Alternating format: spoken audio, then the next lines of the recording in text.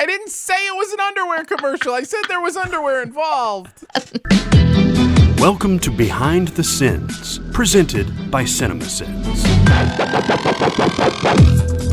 Welcome to Behind the Sins, a weekly look at everything going on inside the world of CinemaSins. I'm Aaron Dicer, and I'm joined as always by Jonathan Watkins.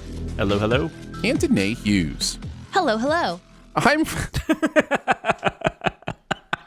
That one really threw me off. I thought I was caught in a space-time continuum for a second. I was like, what is happening?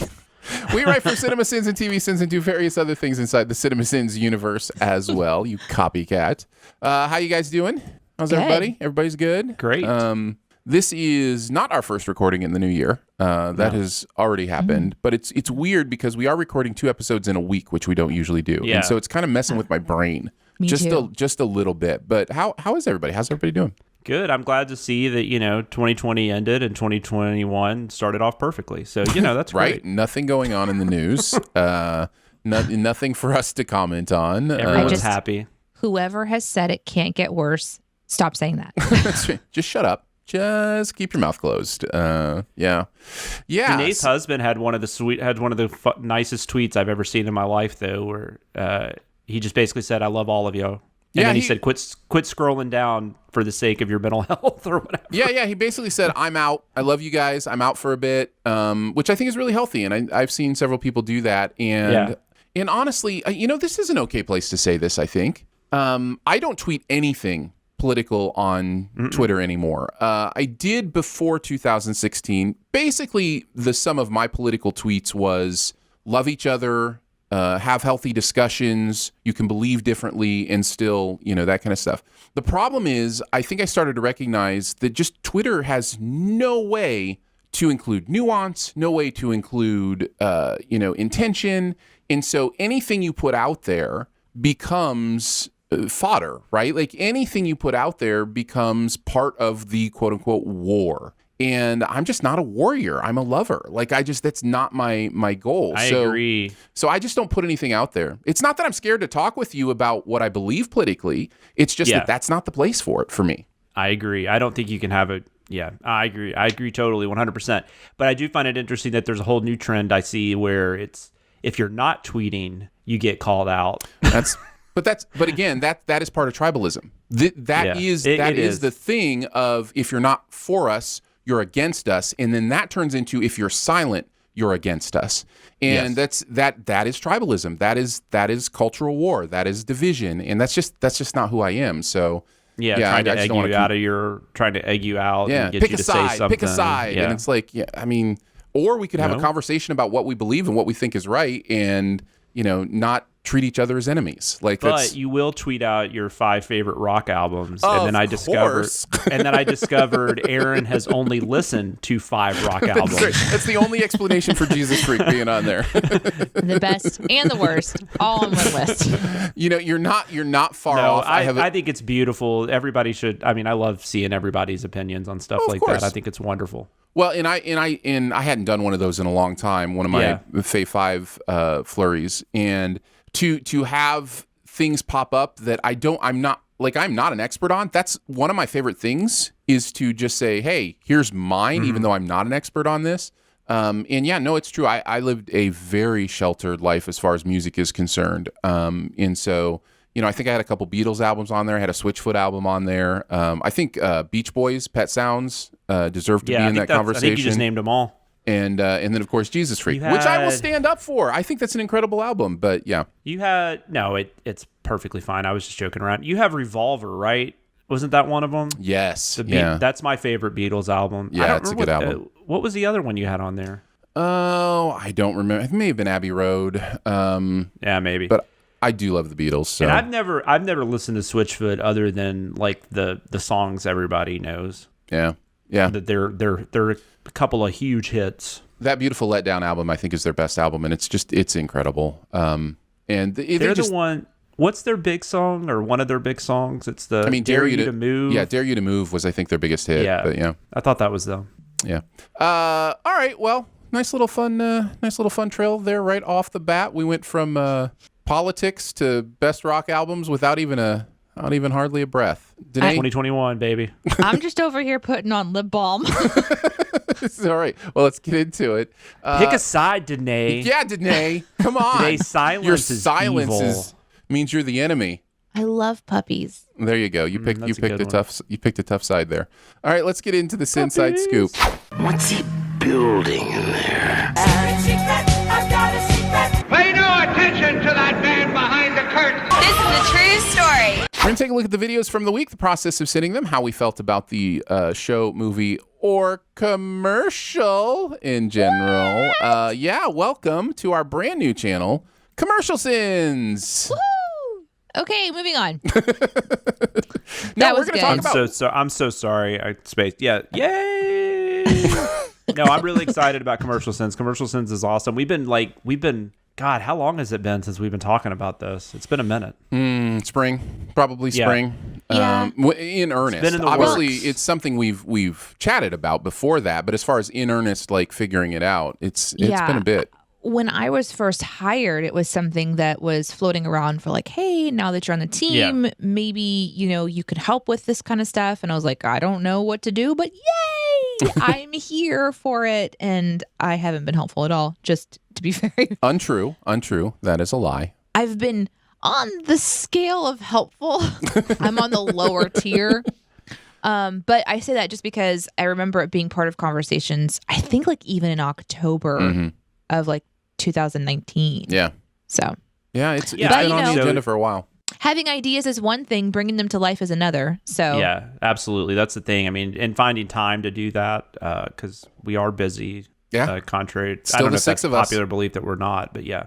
Yeah, this means that now we're putting out 5 videos every week consistently. If Music Video Sins ever does more, and then that goes up, so like we're putting out a lot of content plus all the podcasting that we do. So we're just continuing to we love putting out content, and here's another little avenue for us to have some fun. And we're really excited about it. We do have a Twitter account. You can go follow that at Commercial Sins on and Twitter. Sub to the channel. It's going to be a lot of fun. Channel. And you should watch half of a TV Sins video, then go over to Commercial Sins. Watch that, and then come back and watch the second half of the TV. Makes perfect video. sense. Makes perfect sense. It's a Sin sandwich. That's right. In fact, you can do it with CinemaSins too, because it could be like if the CinemaSins was on regular TV. What we're going to do, honestly, what we're going to do sometime soon is to promote Commercial Sins. We're going to run a ad for the Commercial Sins channel after a roll commercial sin in a TV Sins video. Nice. I think that is going to be so much fun. And then when the narrator back and be like, wait, do I really have that power? Well, that just means we need to make a promo for Commercial Sins channel that's very commercial-like. Right, yeah, And totally. It needs to feel like a commercial. And we're still going to get a "we sold out" comment in the YouTube 100%. video.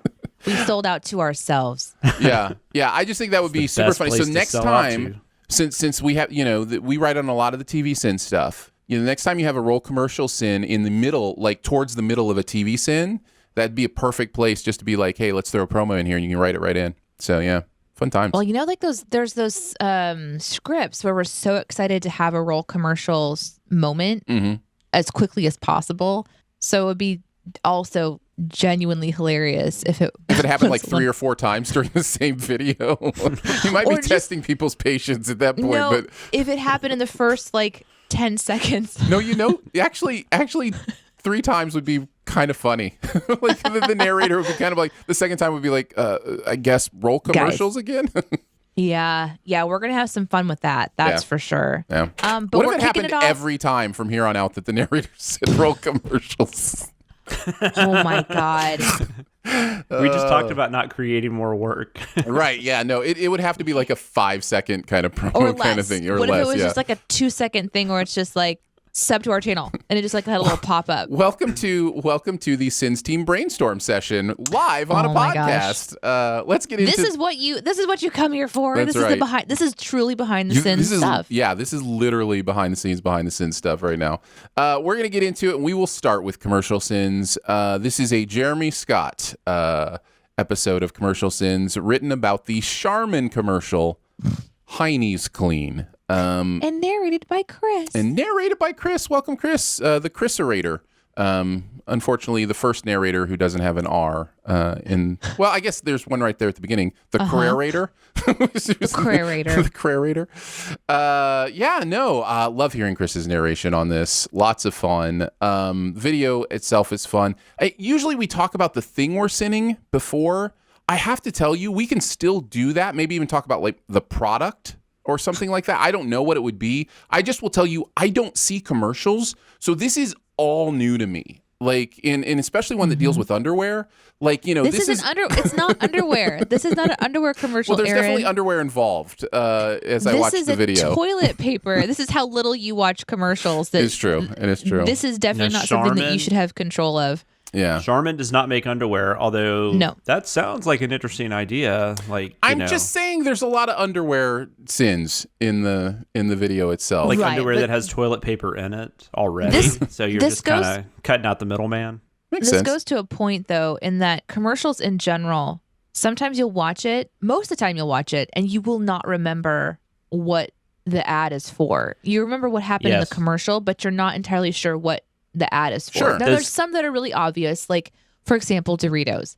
They make it pretty obvious. But let's say it's like an insurance or even a car commercial. Sometimes at the end, you don't even know what is being advertised to you. I was going to say those Geico commercials that are very popular are a great example of that. I never remembered they're for Geico. I just remember, oh, hey, that commercial with Tag Team doing Scoop, there it is. You know, or something. I thought you were talking about the Geico Lizard, which I know of just because. Well, they do that still too, but a lot of the Geico ads, they just do. They're very funny and they're very random things. Like there's this one recently where like they cut to. You remember Tag Team, the group Tag Team? They did the song "Oop There It Is," Whoop, or is it "Oop There It Is"? Whoop, isn't it? Whoop, there it is. Thank you. But they're scooping ice cream. So they're doing you would love this, Aaron. Okay. So they're doing a song called Scoop, There It Is. It's very funny. Wonderful. And I was trying to explain this to my wife the other day, and she's like, what is the commercial for? And I was like, I do not remember. And I had to think about it. And I was like, oh yeah, it was a Geico ad. So, well, what I was going to say is I'm aware of the Geico Gecko, and that's actually an example of advertising done right, where your brand name is attached to the thing that people remember, right? Like that to me is advertising done right, where you do know what the commercial is for because you know it's the Geico Lizard, like it's the gecko. The cavemen were Geico too, right? Oh, I don't know. Again, I have to shut up because I don't know commercials. Here's the problem. Aaron is already pointing out the issue. He watched it and he didn't even know it was for toilet paper. No, it was Charmin. I kind of knew what was going on. No, you're like, guys, this is an underwear commercial. I didn't say it was an underwear commercial. I said there was underwear involved. Let's just get into it. Who wants to start with some sins? Well, that's one of my favorite sins because, parents would not even. I mean, it's not your favorite thing to pick up dirty underwear, but you do it. It's not an issue. It is. Yeah, it's listen, not. By that point, you have wiped their butts. Like you've cleaned out their holes. Like at that point, you're going to be scared of their underwear? That's really weird to me. Yeah, exactly. So that was one of my favorite. And the other thing I really loved was just talking about how big the bathroom is, especially where at the end where he walks away. And that is, I've never noticed that before. I've seen this commercial a million times, and I've never noticed that he walks in like the opposite direction of what would probably be like the door. And it's like, where the fuck is he going? And these are bears. How big is this bathroom? Yeah, this red bear family. I thought they did their stuff in the woods. I thought that was the joke. Well, they have in other Charmin commercials. There are other Charmin commercials where the bears are outside and the toilet paper is on a branch. Yes, yeah. I want to know how Charmin came up with the bears. Like that's a. I think that because maybe they got a lot of hair back there. The point is that the toilet paper does its job even on crusty bear hair. Thanks, Danae. The literal dingleberries. Literal. Yeah, literally. Dingleberries. I can't believe they didn't have that in the script. Cannot believe. Come on, Jeremy. I like the crotch sweat pee drizzle. Should I go on? Mm-hmm. And then also another sin about underwear I should mention. Okay, continue. And also, this red bear family is filthy rich, which we mentioned because of the bathroom size. Going into also bears aren't red. Just mentioning something that should be so clearly obvious. Yeah, they probably could be tinted red. there's got to be like a variety of bear color, but they're definitely not bright red bears. Right. Yes. That's a little too far. Speaking of color, there was a sin that mentioned periwinkle paint, and just the specific the specific mention of the color periwinkle, for whatever reason, made me giggle. The $60,000 BMW is proven to perform better on the street than a used 95 Camry with 250,000 miles. Just such a great example of why advertising is stupid, right? Like just the comparisons that they make. And then I wanted to talk about bathroom storage, because it felt like the narrator was upset that they had like toilet paper rolls stacked above their toilet. But that is something we do. We stack 10 rolls of toilet paper above the toilets. On the back of the toilet? Yeah, we have a little shelf there that has a bunch of toilet paper. Like, I didn't realize that was sinnable. Now I feel like I need to put them in under the sink or something. We don't, I mean, I guess we have done that, but we don't stack like the whole thing. Like maybe we put like an extra roll back there because we're almost out of the one. We do. We have 3 bathrooms, and we divvy them up and put them right behind the toilet on the shelf. We have like little thing that you can put them in, or we just put them in the closet, and the towel closet, linen closet, whatever you call it. Yeah, we're definitely toilet paper hiders in our home. They're either under the sink or they're in a cabinet. Under the sink. Or if you go to my grandmother's house, she has that adorable old lady thing where they've created a single roll. A knitted roll holder. Holder. Yes. Yeah. That's a thing. That you kind of like, you pop the top off and the roll's underneath it. And right. it's perfectly roll shaped. Everyone knows what's inside there. Right. But maybe it's keeping it from, I don't know. Contamination. Yep. We don't I'm trying to avoid. has like a more updated one where it's like a metal container and it's like connected to the whatever you call where the toilet roll hangs. Mm-hmm. Yeah, we've got one of those. Pop it open and there's like 2 rolls of toilet paper in there. Mm-hmm. Yeah. See, it can be nearby. Well, I think that's all of us. I think we've all kind of gone through it. Very excited to add commercials to our list of things. This is going to be a lot of fun because there's so many different. I mean, it's unlimited. Again, it will all be new to me. I genuinely don't watch commercials. I DVR everything, including sports, including live events. I always watch them on delay and fast forward through the commercials. So. I think a lot of people do, but I still think there's a lot of commercials out there that people know well, and with YouTube especially, and older commercials can be sent. See, that's Saturday Night Live commercials. That's the thing. I also, whenever I subscribe to a streaming service, I subscribe to the commercial-free version. I do YouTube Premium, so I don't see YouTube ads. Like I don't have commercials in my life, so this is going to be fun. This is going to be interesting for me. I'll be like Danae when we get to movies. Well, speaking of television, let's move into our TV sins for the week. We kicked it off with Family Guy Da Boom. This was a Hughes Watkins script, and congratulations, guys. You made it funny. This is there's some good stuff here. I guess this is a popular episode of this. I mean, it's an early episode. Mm-hmm. I don't know. I really, out of the ones we've done, this is the 3rd one we've done. This was the least funny by a lot. I continue to not enjoy Family Guy. No, right. I mean, it's not a very good show in my opinion, but I'm just saying this was even worse than like the 2 we've done before, I guess. Yeah, I think Seth's humor, I talked about this last week with Ted and things like that, but I just, the humor of it all, I just don't really enjoy it. And so watching Family Guy, trying to find a way to enjoy it it's just not happening for me. He's not syncing with my vibe. And the one thing that I would say is the chicken fight in this one was very annoying in the moment, but kind of like that was actually probably my favorite part of this episode. After you watch the whole thing, you're wait, that wasn't that bad. Yeah, once you see the whole episode, then that part shines, which is absolutely a sin. Right. For some reason, that guy, the way he was recommending him get I can't remember what he said when he made the chicken sound, but that made me want chicken tenders. Yeah. Cluck, cluck, cluck, cluck. I mean, when don't you want chicken tenders? It's not terrible. It's after watching Doctor Who.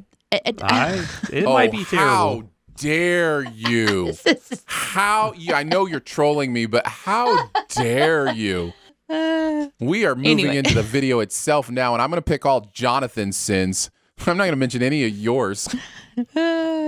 She compared it to Doctor Who. She said it's terrible, but it's not Doctor Who bad, is basically where she was heading.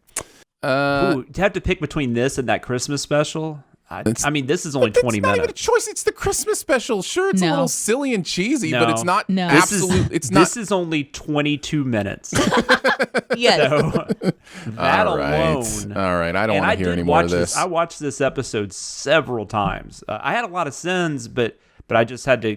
I don't know. It was just crazy. Like, because I don't watch Family Guy regularly, I'm not sure. Mm-hmm. But in this one, it's like they all become these, weird people and everything is destroyed. But then at the end, the joke is you wake up and it was all a dream situation. That was my favorite part. That actually was my favorite part, but go ahead. Which, thank God for Jonathan explaining that to me, because I did not understand that reference. That's insane. Yeah. Yeah. For the people that don't know about Dallas, that was... that was so confusing, because then I guess the indication is that nothing in this episode is canon. Yeah. Well, and I mean, this was 1999 also, so this is, 21 years ago. I think 21 years ago, more people knew what that was, because, that was only 15 years removed or 13 years removed from it. And I don't know. I don't know how many people would know it. Yeah. And I don't know how many times we need to say it. And again, it's not a defense. It's not an excuse. It's whatever. But I mean, we're going to talk again later about a movie that was made 9 years ago that has a bunch of stuff in it. And you're just like, how's that in there? And then we're talking about something that was 21 years ago. It's humor changes. It is what it is. And we don't need to explain it. This one, I mean, I'm not saying there weren't problematic things in here. There definitely were, but it wasn't so much that. It was just, it wasn't funny to me. It was just, the jokes that were being told were just, I don't think they would have been funnier to me in 1999. Now, I will say the Y2K stuff, that's very dated, which is interesting because we did 2 Family Guy episodes recently, both centered around that a little bit, right? Mm-hmm. So, I don't know. Yeah. Here's some of the stuff I liked. I loved the running gag of Welcome to TVSins. The first one was, I think, Welcome, here's a coupon, and then Enjoy the sushi while you're here, I think was the second one. Yeah, we worked on that one quite a bit. I really enjoyed those. I love that when somebody doesn't get what we do, our response is just open arms and just welcome, here's a bunch of amazing stuff. But whatever floats your boat tag on the Pennywise sin really made me laugh. That's just the perfect way to end a Pennywise sin. Okay, so I mentioned last week I did an unintentional pun. That was it. That was not intentional. Oh, that wasn't intentional? Oh, it's so perfect. That just happened to be the phrase the expression I landed on, because I was just like, whatever works for you. Mm-hmm. And I just happened to do float your boat. And then you put in the notes, this is perfect. And I was like, yeah, it is. But no, there was no intention behind that. I accidentally myself into a funny ending to a sin. Nice. I don't know if we're going to get to it in keeping tabs, but I did want to mention I loved the No One Wants Ponies television sin. I did notice in the comments there were, of course, people being like, I want ponies, which we knew there would be. Yeah, no, that was just kind of a general thing. I started thinking about the logistics of having a pony and do people really want this? Yeah, even the people that think they want it don't want it. That's my thing. You can think you want a pony, you don't want a pony. Well, my wife's family, on her dad's side especially, a lot of them have farms, and I've heard over the last 15 years how difficult it is, sure, having animals like that, horses and cows and stuff, and just being able to just the simple things like getting a doctor to see them, if there's anything that's needed. And it's just the whole thing just sounds like a huge pain in the ass. Yeah, well, all pets are really. I like puppies. I do like puppies, but they are not easy to take care of sometimes. No, they're not. The myth surrounding Twinkies, which is 100% a myth, is that they have no expiration date. This, however, does not mean they are indestructible or unable to be affected by radiation. And then to finish, we'll talk about that more in keeping tabs. By the way. Okay, because it ends with "Don't ask me how I know this," and I was like, so first question. How do you know this? Well, that part was more of a joke. I think Danae even suggested that, because it was how would you've eaten a radiated Twinkie or something. Right. That was that joke. But the myth about that they're they last forever. That's right. That's what I did research on to make sure I wasn't wrong. You laugh, but this store already has its own show coming to Disney Plus in 2021. Certainly made me laugh. But I am saying they seem to have forgotten about swords, arrows, axes, rocks, knives, grandma's cooking, and then getting cut off on trebuchets. And then there were some beautiful comments that continued the list as well. Nice. So I enjoyed that one too. So great job, guys. What about you, Danae? Oh, are you actually going to let me? Oh, okay. What are you talking about? Earlier, you're like, I'm not going to let you talk about your sins. Remember? Oh, yeah. no. I was saying Doctor I'm Who only thing. going to mention that I love Jonathan's sins. And you did not do a good job of that, by the way. Man, that's the pain. The pain, yeah. No, you did. You did. This one was fun for me too because we wrote one that was like, we have a ladder hanging off the side of a semi. We have no ladder hanging off of the semi. And in the conversation process, I learned that the way that Aaron narrates these is different in my mind than how he sees it. So it's kind of a clarification Yeah, situation. we talked about that when that was on CinemaSins recently. Yeah, It's more of an excitement thing. Like, we have a ladder. Oh, we don't have a ladder. And I thought that it was like pointing something out very obvious. Like, we have this, we don't have this. And it was more of an obvious thing. And Right. so I'm just glad Aaron remembers how we write these things usually, because I always write it wrong, and then he'll be like, "No, this is how we do it. It's without explicit consent or whatever." Yeah, you know where I got that from is Chris. Chris is like that. I will write something I agree. I fell into writing as opposed to London, Ontario, instead of in case you confused it with. Yeah, it's supposed to be in right. case you confused it with. And I started doing as opposed to at some point and was just doing that. And Chris clarified it for me. And I was like, that makes a lot of sense that those running gags should maintain like some semblance of sameness, you know?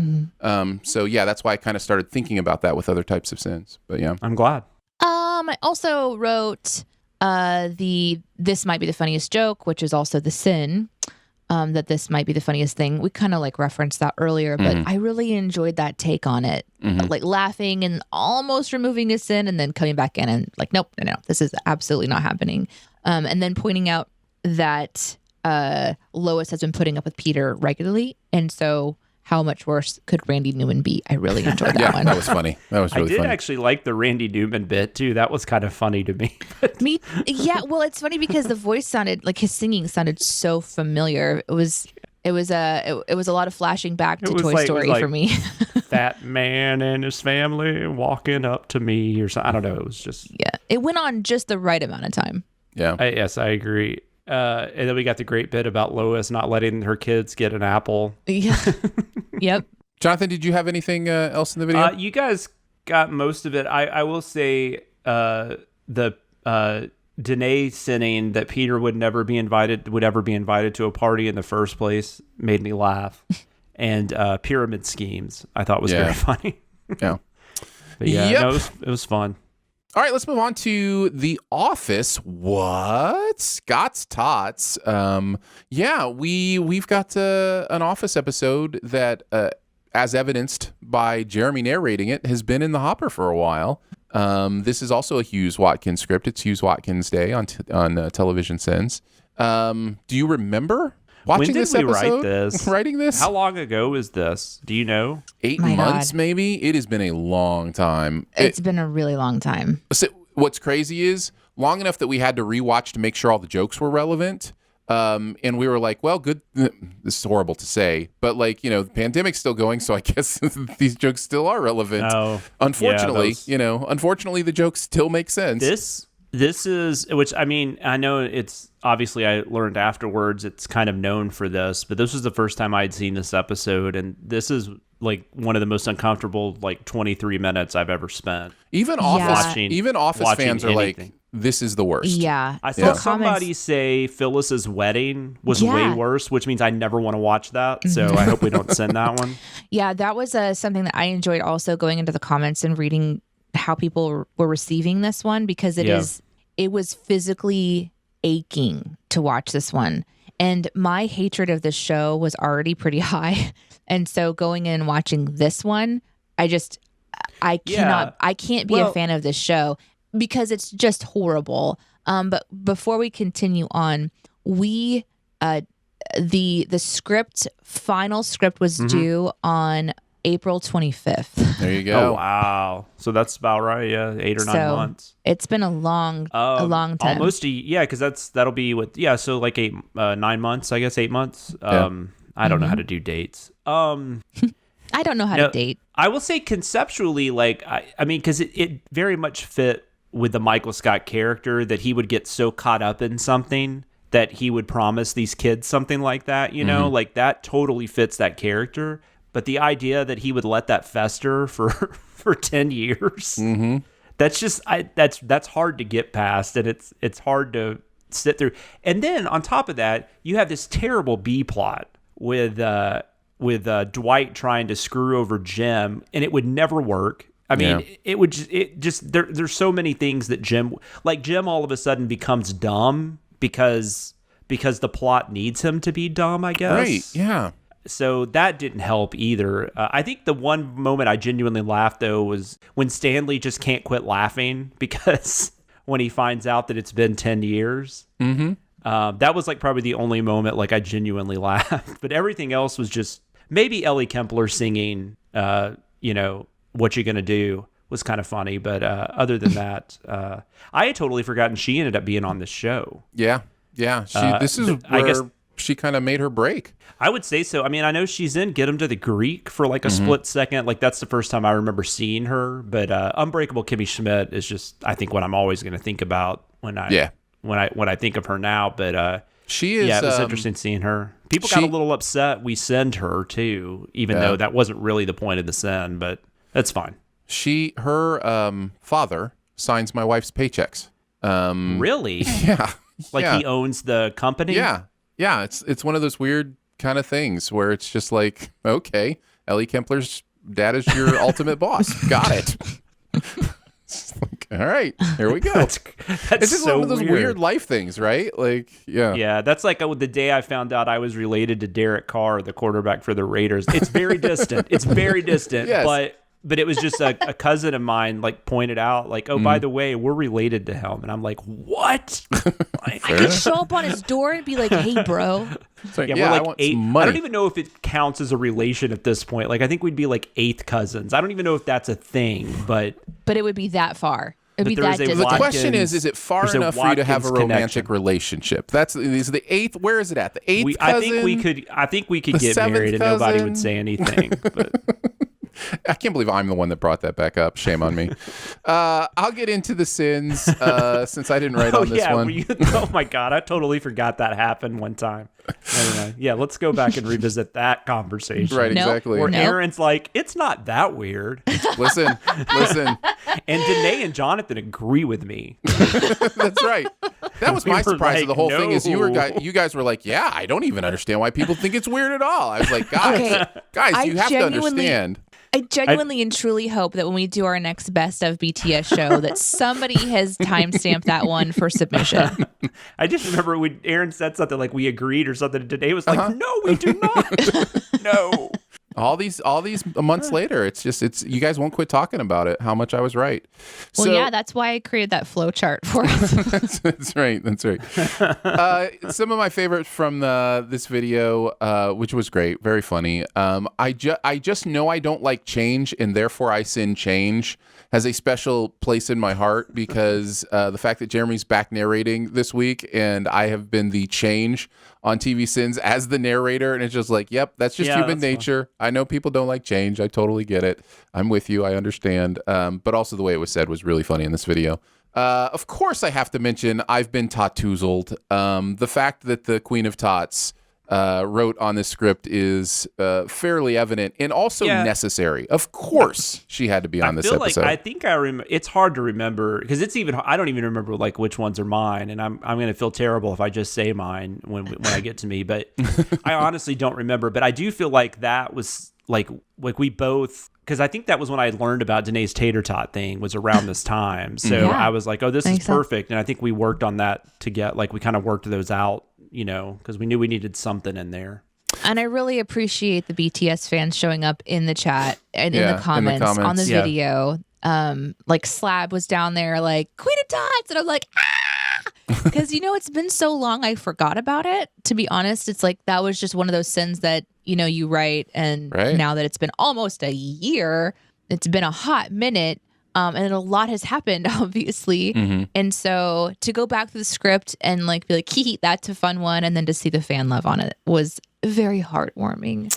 It surprises me how much tater tots factor into pop culture references. You've got, Napoleon Dynamite with the tots. You've got... Okay, can I tell you a quick tater tot story about Sure. that? So when that movie came out, I was studying to be a massage therapist. And there was a Sonic 6 blocks away from our massage therapist school. Mm-hmm. And so I walked down there for my lunch break all the time. And I got tots. And I also had this pair of pants that had this awkwardly placed pocket that was just above the knee on my thigh. So one day I literally stuck the tater tots into my pocket. And during class, I just kind of timed it to where I would just casually reach down and just reach into my top pocket and start eating tater tots. They based Napoleon Dynamite on you? Did you? No, I did it because I watched Napoleon Dynamite. Yeah, no. Don't they do a tater tot casserole in that movie or something? Is that in Napoleon Dynamite, or is that just Jeremy made one or you made one or something? We made tater tot. Yeah, he found a tater tot casserole recipe. This is a sore subject, by the way, so go ahead and bring it up. He sent to me in the chat on our Slack. Mm-hmm. And I was so excited about it. I was like, oh my gosh, I'm super trying this. And it was amazing and delicious. But to go back and to finish my tater tot story. I remember what Aaron's talking about now. Sorry. So I start eating the tater tots in class. And I, of course, because I'm a class clown, what? Are you surprised? And so I'm getting the giggles. It's super exciting and fun. The teacher thinks it's hilarious. People are asking for my pocket tots, which was very exciting. I'm like, sure, I did wash these pants, but I can't promise you that there's not going to be fuzz attached. Passing out pocket tots. My pants were so greasy. They had this bleak grease stain that was going on. It was worth it, but it was a moment. Yeah. And it's a fun memory of mine. Obviously you did this time, but you normally get them plain, right? You don't put cheese on them or anything. You're not I get plain traditional tot person. Right. I'm a traditional tot person, but my topping is mustard, and that is something that freaks some people out. By the way, so I got it. Hold on real quick. Because you brought up Sonic, I introduced myself last night when I was waiting for my daughter to get done at her class to the Frito chili wrap at Sonic, the junior. It's 99 cents. That thing is amazing.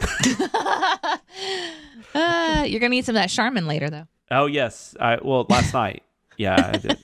We're Angel Soft at my house because it's cheaper. So let's go back to the tater tot casserole thing just for a second, because this is a good time for you to explain yourself, Danae, in the fact that I introduced you to tater tot casserole many, many years ago. You loved it. You called it potato dot casserole. You thought it was the best thing ever. And then, maybe you just forgot about it. But then when Jeremy brings it up, it's like, I've never seen this recipe before. Please let me eat this tater tot thing that never existed before now. By the way, you're like, it's the best thing ever. Potato dot casserole comment. I was like, were you hanging out with Danae when she was 4? Because that sounds like Danae? Something my daughter would have said. You met me? That is what she does. I essentially am. No, I know. I'm joking. A very strange, never-aging fairy child in a woman's body. So I want to honor your pain, Aaron. I'm sorry honor it. But let me just explain, since we're going into therapy session, I guess, right now. At the time, I never cooked. That's true. No, that is fair. So when you introduced me to potato dot casserole, I was like, this is amazing. I would have never, at that time in my life, thought about how I could do it myself. Right. But my cooking journey started after that, which case this is the first time I've been introduced to the actual recipe. Got it. So it's different. Got it. That really helped. I feel much better now. Does it? Yeah. I can let that go now. That was nice. So I shouldn't remind you that I totally forgot that I'd eaten it and loved it. No, you should have left that part out. But yeah. That's just a weird little thing that maybe I didn't say. Anyhow, that was the inception of bunny trails. We went on several bunny trails inside the fact that I was saying tater tots are in pop culture a lot, and it's kind of one of those things that I never realized. Although and really, in my belly a lot. And in Danae's belly a lot. Who promises that to a bunch of kids and doesn't come through like that? And then the sin is Satan. We're looking for Satan. I just thought that was so great. What about you guys, Jonathan? What are some of the sins you liked? I had totally forgotten we did the Halloween 3 thing where we cut to Tom Atkins saying stop it. I was so happy about that too at the time, and I was so excited for people to see that, and then it didn't get released. Then it never got released. 8 months, and then I'd totally forgotten about it. So I was happy to see that again. I thought it worked well.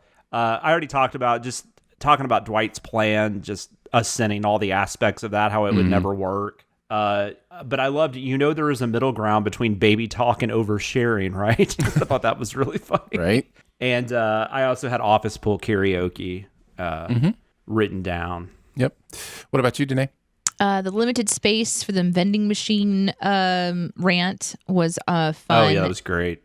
And the pointing out, like, at what point would a leader ask for proof of Michael's ability to gift these educations? Yeah. What's that process? Asking for a friend, which was kind of a fun thing. It was fun to hear Jeremy's voice on the channel again, but mostly because I loved to hear him talk like a baby. And I remember when we were having him woof, woo, woo, woo, woo, woo, woo.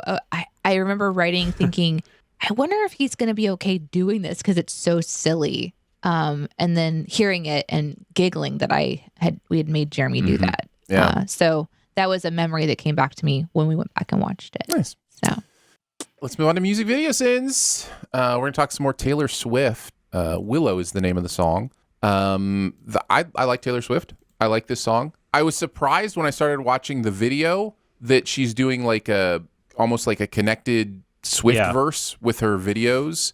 And I actually really like that. I think that's kind of cool. And so I was kind of impressed by that.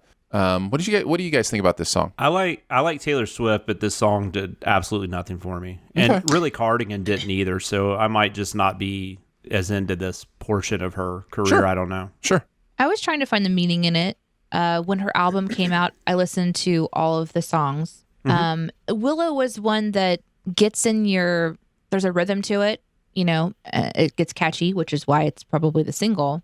Or, the one that's getting the music video and all and that sort of thing.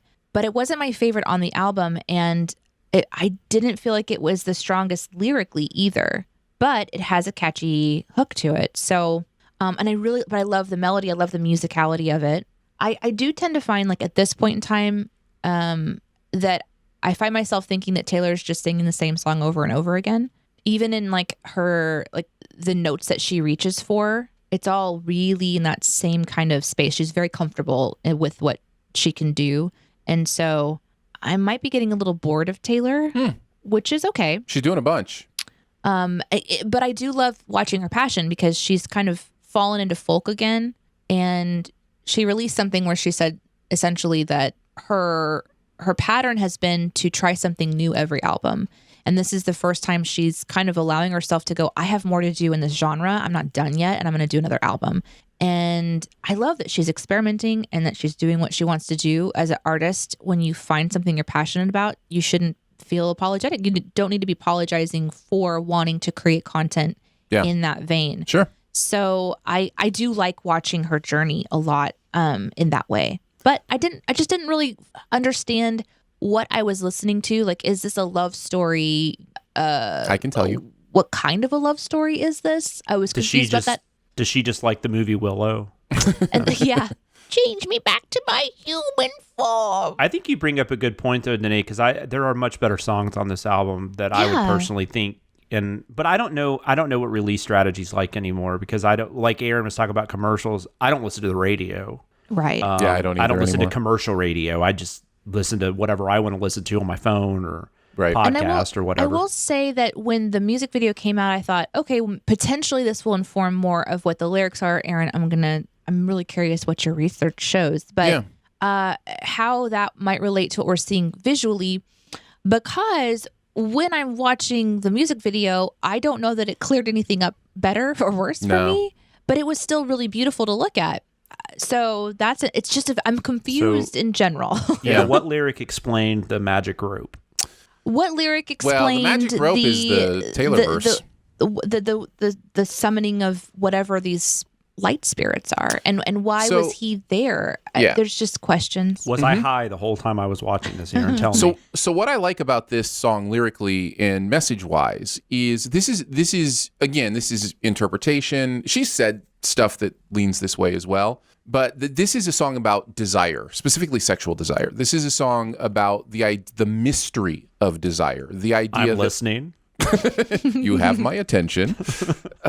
So yeah, this is a song, and the lyrics are kind of flowy in that way, and the rhythm that you're talking about of the song is purposeful because it's very much about the evocative nature of what it means to desire another human being, to have desire, and what that looks like. But what I like about it is she does a really great job balancing the idea of desire being inevitable, like there's something, well, because I have desire, I have to act on it, versus desire is this mystery, and I understand the want to explore it, but it's not something I have to necessarily give into. And so when you see her, this is my interpretation on the video, when you see her in the box separated from this mystery, this thing that she may want, may not want, she's allowing herself a separation from it to understand it, like what it is, like what it might mean, but it's still a mystery.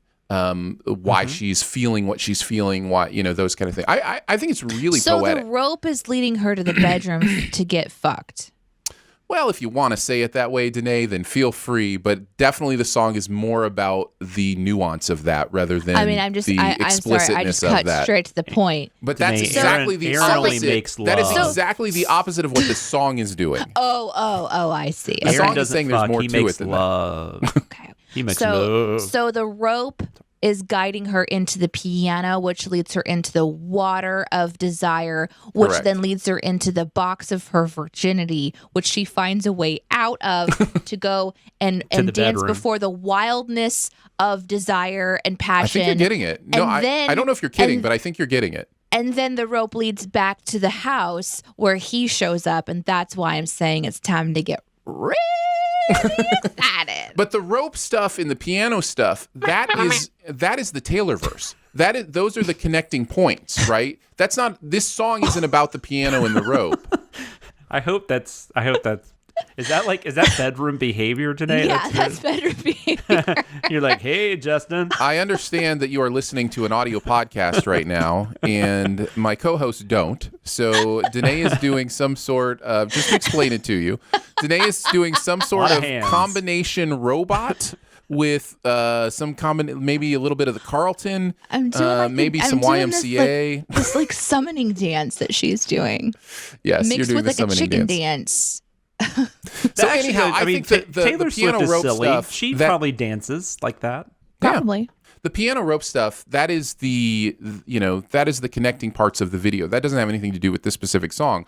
That is her going into her specific songs. So the rope leads her to the metaphor of whatever the new world is for this song. So That's interesting. So you think that. the next video she's going to get the rope again and she'll go or a different avenue in. What was her avenue into the water in the last video? Like there's always going to be something. The piano was the avenue in the last one. So there's always going to be something that draws her in to explore another dream world through this piano, in is what I'm seeing. But is there a Wonder Woman crossover with the whole, it does look like the rope? Lasso of Truth for sure. It's it definitely pretty cool. looks like that. It is beautiful to look at though. Well, and now there could be some symbolism there, right? Yeah, I think that after talking to Aaron, who is our music video sense therapist, I'm understanding more, and I kind of like it now. The confusion has lifted for me. I'm back in. Good. Yeah, the video's fine. The song itself, I don't know. It just doesn't hit me the way some of the other ones on that album do. But it is catchy. I know this because it was playing. I played it twice on my phone, and then it was on the radio once. And I was in the kitchen and I was humming like, the less I know, da da da da. Yeah. And then it's like, I'll follow. And Iris said that. She goes, I'll follow. And I'm like, what? How do you know this song? Because of the outtakes, I had The Man stuck in my head for a while because of the outtake of that. Yeah. Yeah. I'll be the man. No, if you read the lyrics understanding that it's about desire, there's a lot of metaphor, symbolism that becomes a little more evident. It's a very sexual song when you read it that way. It's just more exciting the way Danae put it than the way you put it. I'm more excited to listen to it again now. Good to know. Great. I will start us off. Some of my favorite sins were, but sure, let's leave a couple of open flames next to a wizard piano of death and just hope for the best. Yes, I love Made me that laugh one. quite a bit. Then proceeds with her efforts to dress like a narcotized cuckoo for the upcoming VMAs about Lady Gaga. Made me laugh. And Taylor's assembled her own team of Death Eaters. Run, Harry! I like that was too. fun because that worked a couple ways, right? Yes. You could be talking about Harry Potter. And I honestly don't know. I assume that's what Barrett meant, but I don't know. I would assume so. But Harry Potter or Harry Styles, right? Yep. Yeah. Danae, what about you? I wrote down a few. The not grabbing some shoes was funny to me. The more you say, the less I know. And then, is this supposed to be a compliment?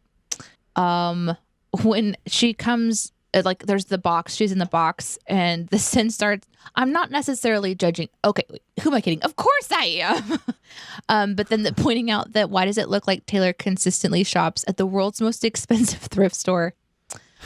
It really put things into perspective for me because I love looking at the costuming and I love looking at that stuff. I'm like, that's exactly it. Where is she getting this cool stuff? But then also the sin about the pilgrim clothes at the end and returning to proper woman folk tasks like churning butter, laundry, and ancient washboards. And then also, of course, making albums. So yeah.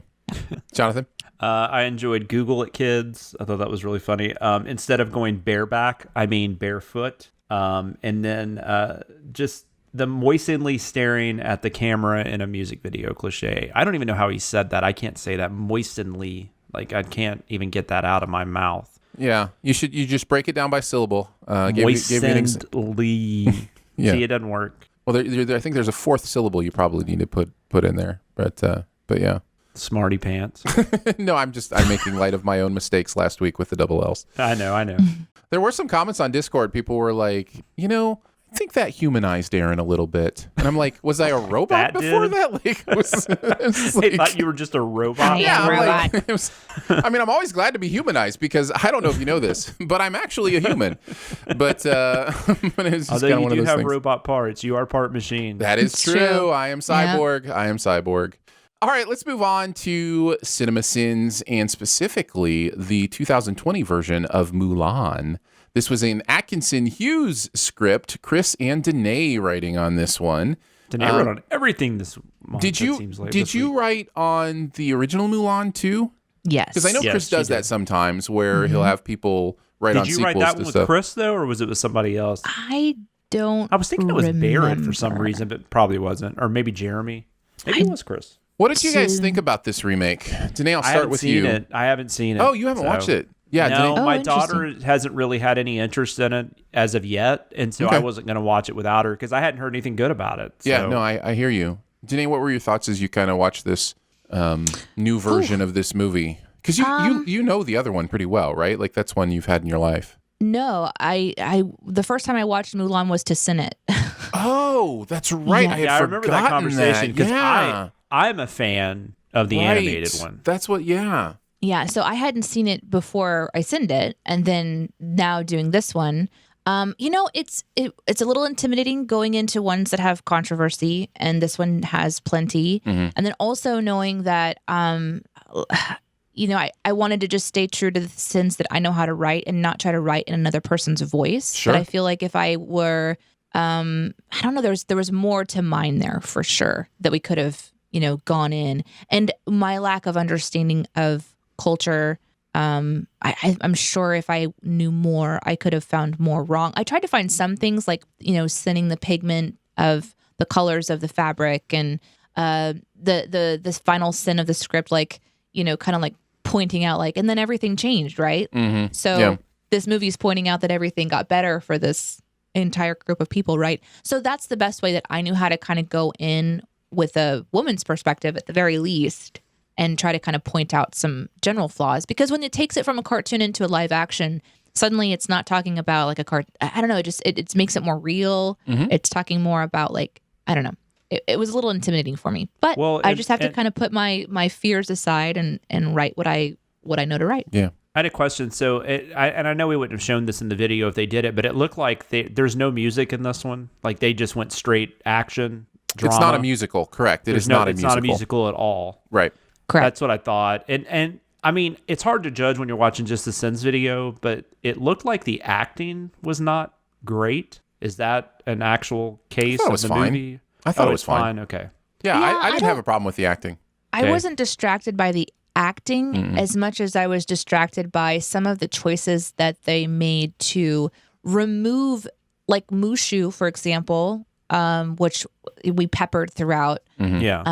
I asked Chris if it was too much. I'm like, sometimes when I write a script, I'll submit something where it's like, here's all the ways we could sin, like Mushu in this example. We can pick, like, if you want to pick one that you like more, but sometimes it's fun to just pepper them throughout. And Mushu was a little bit like that in a way, because to me, the lack of Mushu is interesting in that it was maybe too unrealistic, but they add in a warging witch and a phoenix. So they changed certain parts of what Disney created to create something more realistic to the story. But I don't know that they did a good job of, I guess for me, the replacement of a phoenix is fine because I think that's like a family, it's a culture thing. I like that whole history part of it. But the warging witch part really threw me, and honestly, it ruined the entire movie for me. Because I'm with you though. If you're going to throw in supernatural stuff, why wouldn't you just have everything in there? I don't know why you would choose to leave stuff out.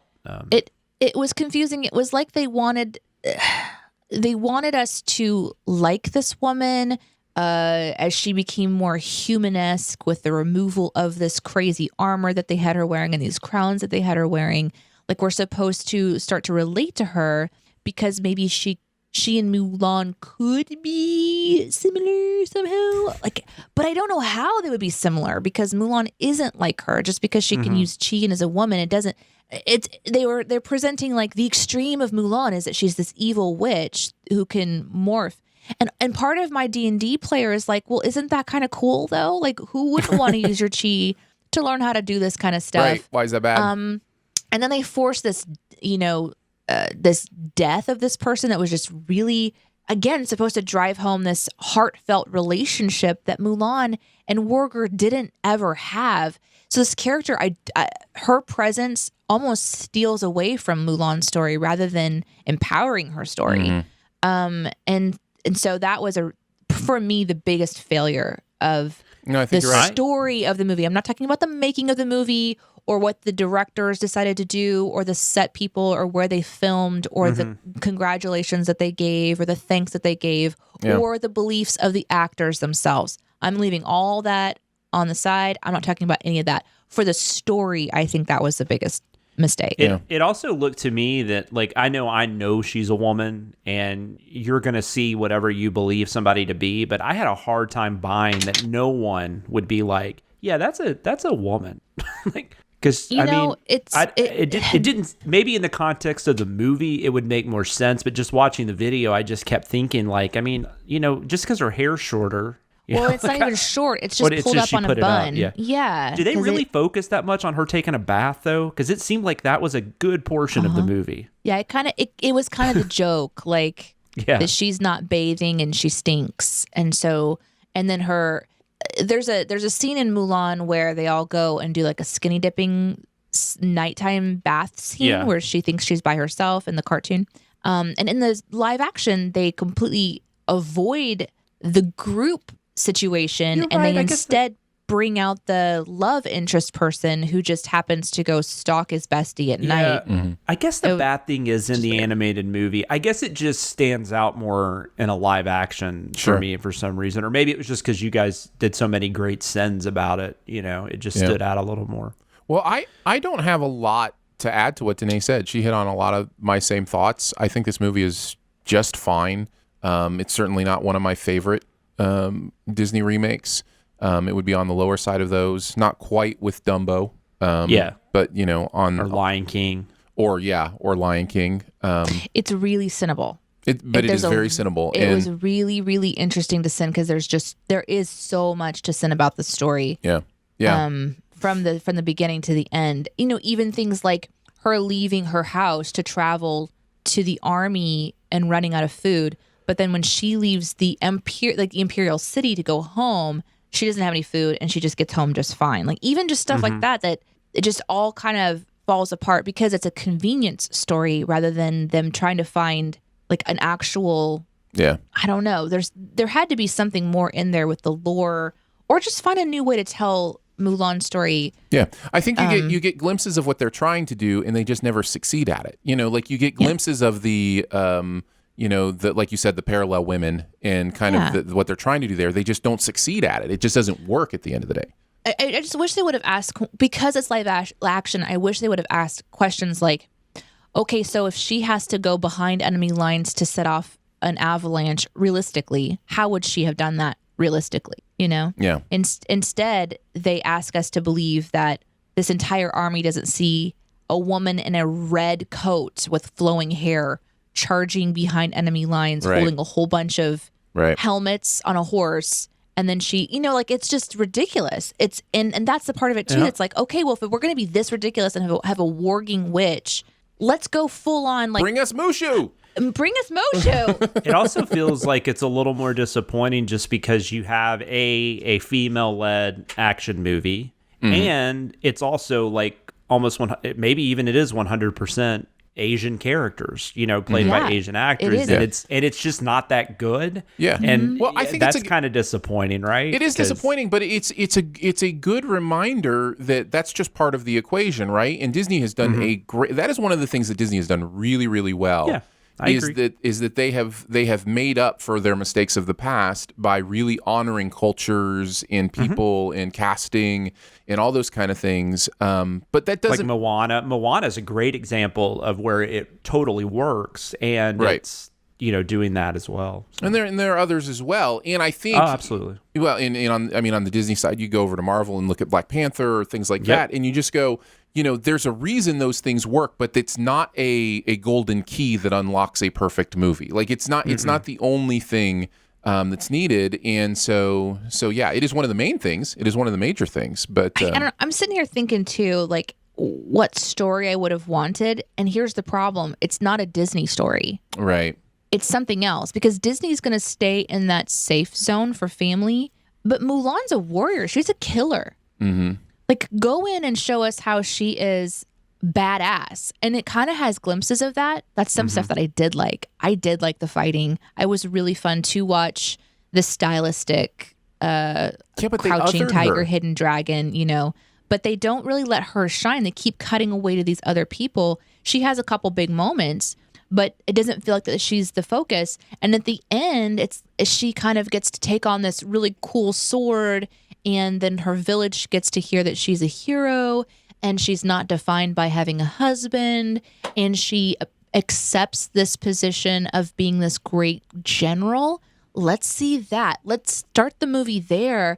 Let's see where she goes and she changes culture. I think the problem is that doesn't actually happen. I don't know did that happen? It's a legend, because we know that women are still, struggling with their power.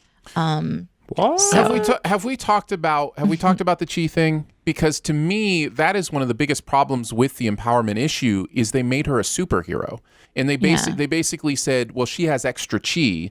And so all of a sudden it's not an equal playing field anymore. It's not just that she's an amazing woman warrior that's just as amazing as these men warriors. It's that she has extra chi and now has a superpower.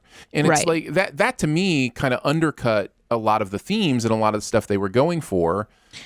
Go lean full on into that. Maybe she uses her chi to go invisible and go behind enemy lines. Just go full on into it. But she can't be like a regular girl, Yeah, you have to pick a lane. Because her chi is that she's a great warrior, but then we see this other woman who has chi also and has turned into somebody who can transfer her life force into other people's bodies, which, by the way, what happens to those bodies? Do they all die? Because we don't see those people again. I think there's one person we see one more time. But what happens to the bodies once she leaves them? Right. So there's these interesting questions. That kind of power is pretty incredible. Yeah. Let's go. Keep this woman around. Keep this worker woman around. Make her the great villain of another story. When Mulan's come into her like good chi, and then you got this woman using her bad chi, and put them into a battle or something. Yeah. I don't know, but that's not a Disney movie, is it? That's not necessarily. They don't want to start a movie from the beginning to end about, you know, wars and killing people and all this stuff.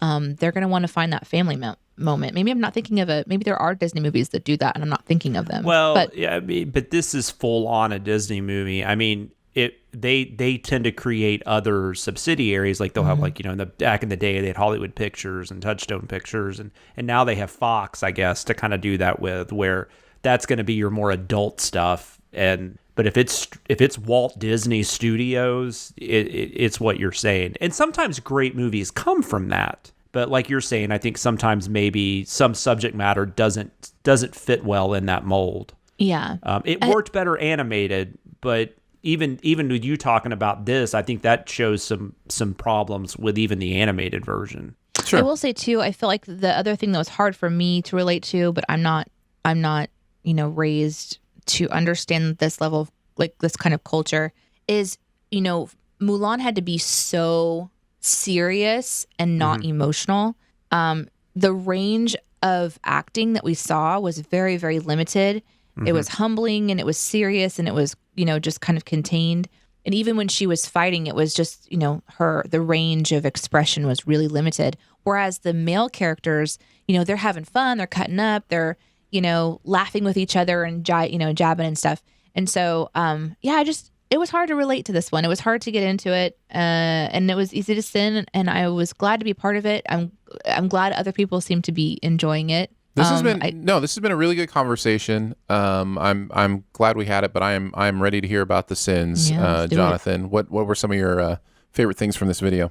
I liked the video a lot, and I should say this video. I mean, I don't know. I guess we don't talk about it being trendy, but I am like, people clearly are enjoying the video, it's great. which is really great to hear. That I just love that commotion outside is clearly Dave, and it was like fucking Dave. The solution to this problem hasn't been solved by Mr. Mystery yet. I thought was very funny. That kids is how you get herpes. I also really liked. Yep. The telling you about the spider is way worse than oops, I've said too much. And then Drumline contains frightfully too few Nick Cannons. Yeah, I had that one too. And that's what you get for not sitting around the campfire, not sitting around the campfire guy. It's so good. All those is so funny. I had useless archers. You can't shoot the desert. That made me giggle. Insult me again and you'll taste the tip of my blade. Oh, yeah. Getting drafted for war just got a whole lot sexier. That was really funny. Why wouldn't the volunteer for night guard duty have to shower then become a night guard? Why is this mutually exclusive? It's such a great point. That should not mean anything. Ironically, though, it was the armor hiding her bubes. And I was immediately like, I bet that's a Danae sin. Somebody put a W in the word boobs. So I'm guessing it's Danae. But also, it's a great point. So if she had been her true self, she would have died. I thought that was really good. And then just ending it with anywho. We forgot to read Chris's comments, by the way. Oh, that's true. We've completely ignored the A-team. So we'll get to that here in a second. But I really appreciated on that one that Chris added a prompt for Jeremy on the delivery to quote, when pronouncing boobs, really lean into how it's spelled. Yes. And then of course, we are the same. We're not. We are. And then powerful. That one cracked me up so hard. And then the Mushu stuff I thought was great too. There is no Mushu. I am sad. Was really good too. Danae, do you want to go or do you want to go ahead and read Chris's before you go? I can read Chris's. All right. Mulan, this is one of the most tedious films I sat through this year. I'm going to focus on one aspect. It's probably the longest sin in the video, but it's the thing I dislike the most. During Mulan's training, there is a difficult task where the soldiers have to carry pails of water up a mountain. No one says anything about how important it is to be able to climb this mountain. There's no story with it. Like, all legendary warriors were able to climb this thing, and barely even mention as a true obstacle. However, when Mulan does finally conquer the mountain, it's shown as this incredible feat, and it might have been fine, except instead of showing her perspective and what she might be feeling and seeing, it's all about showing the men's respect, all standing down below. And oh, sure, there's a sweeping camera that moves as Mulan basks in her own achievement, but everything leading up to this and how they present it might be a good indication of what a misfire this movie actually is. Also, there's just no reason that this bad guy can't just do things he wants earlier in the movie. In fact, he could do it in a more devious fashion, considering he's got a shape-shifting witch who could easily infiltrate the Forbidden City and kidnap the king if need be. Instead, he decides that he and a bunch of tribes need to take out all of the outposts first, which is in and of itself a ruse to do the thing that he could have done anyway. Also, I can't believe they don't make Mulan bathe sooner. So that's what he had to say. The other sins that I liked, actually, I think, besides the hawk spines one, are all of Chris' sins here, because I really enjoyed sending the hawk spines. More about that and keeping tabs. But he wrote, fitting that one of the chief's antagonists of this movie has a name that is 67% of the word boring. I loved that. Bori Khan. Ugh. I was like, how did I miss that one? But this 67%, it's just this great. random percentage. The details. So funny. And then, I don't know why, but this one is probably one of my favorites from the entire thing. It's from the very beginning of the movie when little Mulan is racing through the fields and there's the bunnies hopping along. And his sin is how to be free on your horse, racing bunnies in an open meadow, completely unbound by marriage. What could possibly ruin this day? Oh my God. I don't know why. Good. It just cracked me up. It's so good. All right, let's move on to Horrible Bosses. This was an Atkinson Scott script, and so we don't forget them. Let's go ahead and kick it off with any thoughts they might have had. Who do you want to start off with, Danae? Chris wrote, nearly every comedy that has come out in the earlier parts of the 2010s seems dated now. I think there was an effort to make things rude based on the reemergence of R-rated comedies from Judd Apatow and Todd Phillips in the decade prior. There's no doubt back in the day, I probably wouldn't have been super sensitive to some of the things in this movie. That's how much things have changed since 2011 when this came out. Because this is a comedy, all the main guys have not only horrible bosses, but likely criminal bosses. They're comically over the top in a way that even in a comedy may not be realistic enough. I don't find any of this stuff with Colin Farrell and Jason Sudeikis believable. Sudeikis? Mm-hmm. Yeah, Jason Sudeikis, yep. Believable at all. The Office seems oblivious to how shitty Colin Farrell is, and are immediately willing to blame Sudeikis for things that are clearly not his fault. I actually love the idea of these guys breaking into their bosses' houses and screwing things up so badly that Kevin Spacey, and then in parentheses, Jason Bateman's boss, ends up wanting to kill Colin Farrell, in parentheses, Sudeikis' boss, for completely unrelated reasons. But there should have been more of that. And let's see. And at the end, somehow, the cops have no questions about how that happened, even though they know Bateman, Sudeikis, and Charlie Day have been doing suspicious stuff this whole time. And as a side note, Bateman talking about why he was caught by a traffic camera speeding in a Prius is one of my favorite things ever. I honestly don't think... He's right. I honestly don't think any other actor could have pulled off the I was drag racing, and after the cops incredulously ask him, in a Prius, Bateman in a full-on deadpan says, I don't win a lot. It's so great.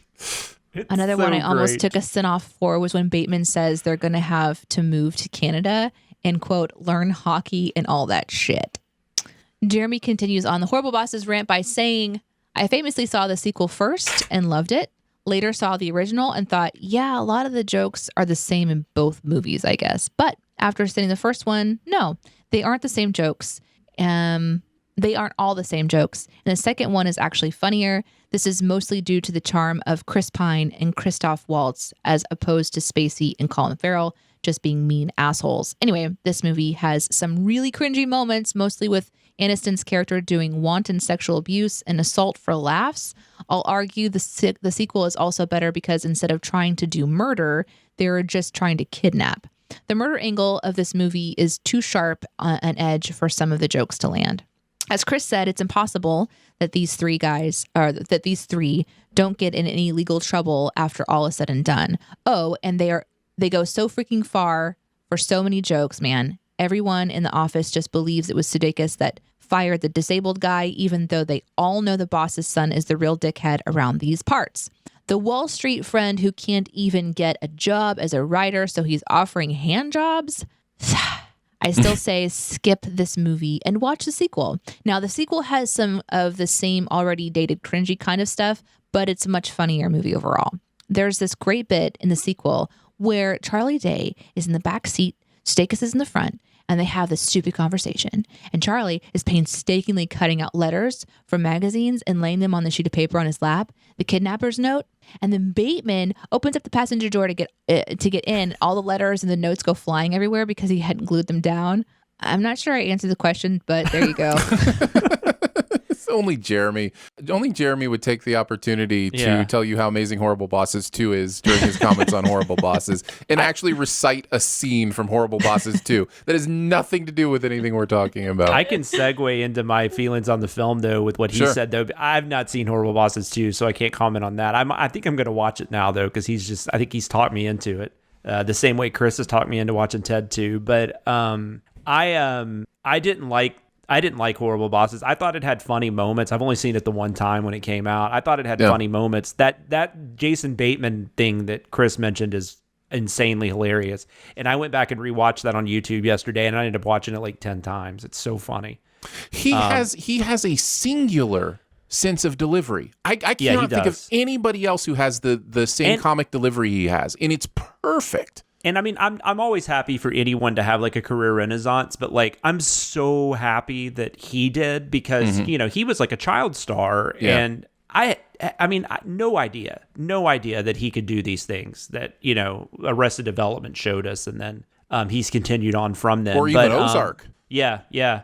But I don't like. I think the main reason I didn't like Horrible Bosses is what Jeremy's saying. Once they decide they're going to kill them, I'm out because if they were just going to kidnap them or they were going to set them up, or whatever, that's fine. Like I could, but the idea that they would actually kill them, I just don't. That's not funny. And I mean, I'm not. I don't know. I think it goes too. It doesn't really know how to do dark comedy, and so I think the darkness of that just really doesn't work. Yeah, I'm with you. I agree with what Jeremy said and what you're echoing. Yeah, I would echo it as well. I think when I first saw this, I was surprised at how much I laughed at it. I wasn't expecting to enjoy it at all. In hindsight, it is not surprising because Charlie Day, Jason Sudeikis, these are great people, and Bateman are absolute gold. All three of them. Jennifer Aniston's funny. Yes. Even though that is insane, but she's funny. Well, and if you want to watch Sudeikis and Aniston together, you've got We're the Millers that you can check out as well. Than this, by the way. It's very funny. So I think I was blinded a little bit just by how much I loved hanging out with those personalities and laughing at just how clever and funny they are. But I think Jeremy's probably right. I think you take everything that Horrible Bosses has as a negative, Horrible Bosses 2 at least addresses somewhat. And so it may be the better movie. I just, when I watched it, I was like, oh, it's more of the same. I kind of saw it the first time. But it may be the better film. So, but yeah, I do remember liking it, thinking it was really funny. But yeah, in hindsight, obviously there's a lot of cringe going on. Let's go into the Sins video. Well, Danae, have you seen the movie? I didn't think I needed to ask, but yeah. I don't know. You never know. Yeah. It might be possible. I should always ask. I'm sorry, Danae. I should always ask. That's okay. I should always ask. People want to drink if nothing else. No. So that's right. I can start off with the Sins, though, if you would like. Yeah, please do. Post-it notes on the lamp. That's a fire hazard. As a person who has Post-it notes everywhere, thank you for the reminder on that. It's a good call. It's a good call. I really enjoy how this is not my gifting where we know this, but the accidentally do cocaine bit and then naming all of the similar plots in other movies because in my brain I think I've seen something like this before. but I will not remember and without much research where it came from. So I just appreciated that sin a lot. The Angry Bird sin that results in the admission that our narrator personality, Jeremy, not Jeremy himself, but like the caricature, we get to add a mighty eagle statue in the driveway of our imagination. So when we think about this narrator, just remember when you pull up to his house, he has a mighty eagle statue in the driveway. I loved that. So I had that sin too. If for no other reason than I felt it in my core. Because Angry Birds owned me for a long time, like getting 3 stars on every single level, figuring it like I remember those days. And there's a part of that sin, I think, that says something along the lines of, in fairness, Angry Birds did, or maybe it's a different sin, and maybe it's the next sin, where he's like, in fairness, Angry Birds did seem like it was going to be a forever thing, even though it feels dated now. They were like, there is an Angry Birds movie because they thought this was going to be like a cinematic universe. Like they thought Angry Birds was going to be a theme park. Like this was going to be the next Disney, some people thought, and it just didn't turn out that way. So yeah, it's interesting. Because it's a video game, okay? It's a mobile game on your phone. Pointing out the whole peanut allergy and picking up the sandwich bag, I don't know. This was, I think, one that I wrote down as I was realizing how dumb this movie is. Yeah. Then play the tape. They've been calling it a tape when it's a digital recorder. I like that one too. That play to tape, by the way, it makes me think of how people still say direct to video. Yes. It's like, what are you watching on video? Yes. Jonathan, you go next. Giving the guy on coke the lookout job, I thought was really funny. Literally every single joke in this movie is these guys are stupid, which is very true. Yeah. This couldn't be less Kevin Spacey if it were Christopher Plummer was great. That is a great line. Yeah. Making light of sexual harassment, just like this whole movie. And then I love the whole bit about telling your fiance what's up or just caving and having sex with Jennifer Aniston. There are worse fates. And then drinking scotch this way for any reason. Oh, I should also mention wasting Bob Newhart. That's always a sin. So. That is definitely a sin. You guys, and we had 2 weeks in a row of Newhart references. Of course. Nice. And why wouldn't you? I had just a couple others that you guys didn't mention. If you ask me, this is from the movie. If you ask me, anyone that hates their job has no one to blame but themselves. And then the sin is just, what an objectively terrible opinion. I just like anytime we throw in the word objectively, it makes me laugh. I love it. The 1-2 punch of that ended with, but also Jason Bateman would rule at CinemaSins, I thought was great. And then just the arrow on Brett Ratner at the end, and just the sin. This explains a lot. That's just so well done. So very well done. Great job. Let's move on to keeping tabs. The internet is a communications tool used the world over where people can come together to bitch about movies and share pornography with one another. Oh, jeez. This is the most public yet of my many humiliations. We're going to take a look at something from the process of putting this content together for you. Something that maybe we had to do that was out of the ordinary. Maybe some searches, Google searches we had to do. Anything. Deleted sins. What do you guys want to do? Jonathan, why don't you start? I researched, as I talked about earlier, the life of Twinkies, because they had the sin in Family Guy. The idea in Family Guy was that they wanted to go to this town because it had a Twinkie factory, and then this has been a thing in a lot of stuff, like Zombieland. I think that's a big storyline in Zombieland, that Woody Harrelson wants to go find a Twinkie. So I did some research on Twinkies because I thought I had remembered that in fact, there's no way that's true. That the legend is that Twinkies have basically like a 100-year plus shelf life. So I did some research on that. In fact, it goes as far to say that Hostess has not made Twinkies for more than 2 decades. Like, people actually believe this. And the ones on the shelves have been sitting there for years. There's a story that they accidentally produced over 1 billion Twinkies at one point. And so they've just been keeping those in a warehouse. Like, yeah, I hope totally people really true. Don't believe this. I really hope they don't. But what are you going to do? I will say, just to give you a little history, they were created in the 1930s in Illinois. The product's name was inspired by a billboard in St. Louis advertising Twinkle Toe shoes. Also, it was originally supposed to be a banana cream filling. Oh, that might which be better. I know, and I think they actually might make some with that now, but there was a shortage of the banana trading became very limited, if not non-existent, during World War II. Yeah. So the not trading, but importing of bananas. So they had to switch it to vanilla. But I'm the weirdo that wants it without filling. So, I just want the cake. I hear you. But I would love to try the banana, though, because I like banana flavored things. But anyways, the best, the thing I could find where somebody gave somewhat of a definitive answer, Twinkies have a shelf life of apparently 25 days, which is still long. I mean, that's very long. But the secret to that is that they don't have any dairy lack of dairy ingredients. Nice. Is how they're able to. But they do have egg in them and some other stuff. So yeah. When I read this in, I assumed Danae had wrote it the first time I read this in because you are a snack cake home, Danae. Little Debbie all the way. Yeah, and you were very much in the Little Debbie cult. So I was trying to figure out like if that had been you that had wrote it, like. When you see Twinkies, do you like get angry, like because you're a Little Debbie house? Like, how does that work as in the Little Debbie world? Well, since we're really, really wealthy, we just buy them all. I shouldn't have laughed at that. Smash them. We every year we purchase 6 tons and we line the street and just run over them. Yes, you call it the Twinkie smash. They have a warehouse with 1 billion of them, so you can get it from that warehouse and run them over. Yeah. If you go and look into who owns that warehouse, surprise, it's us.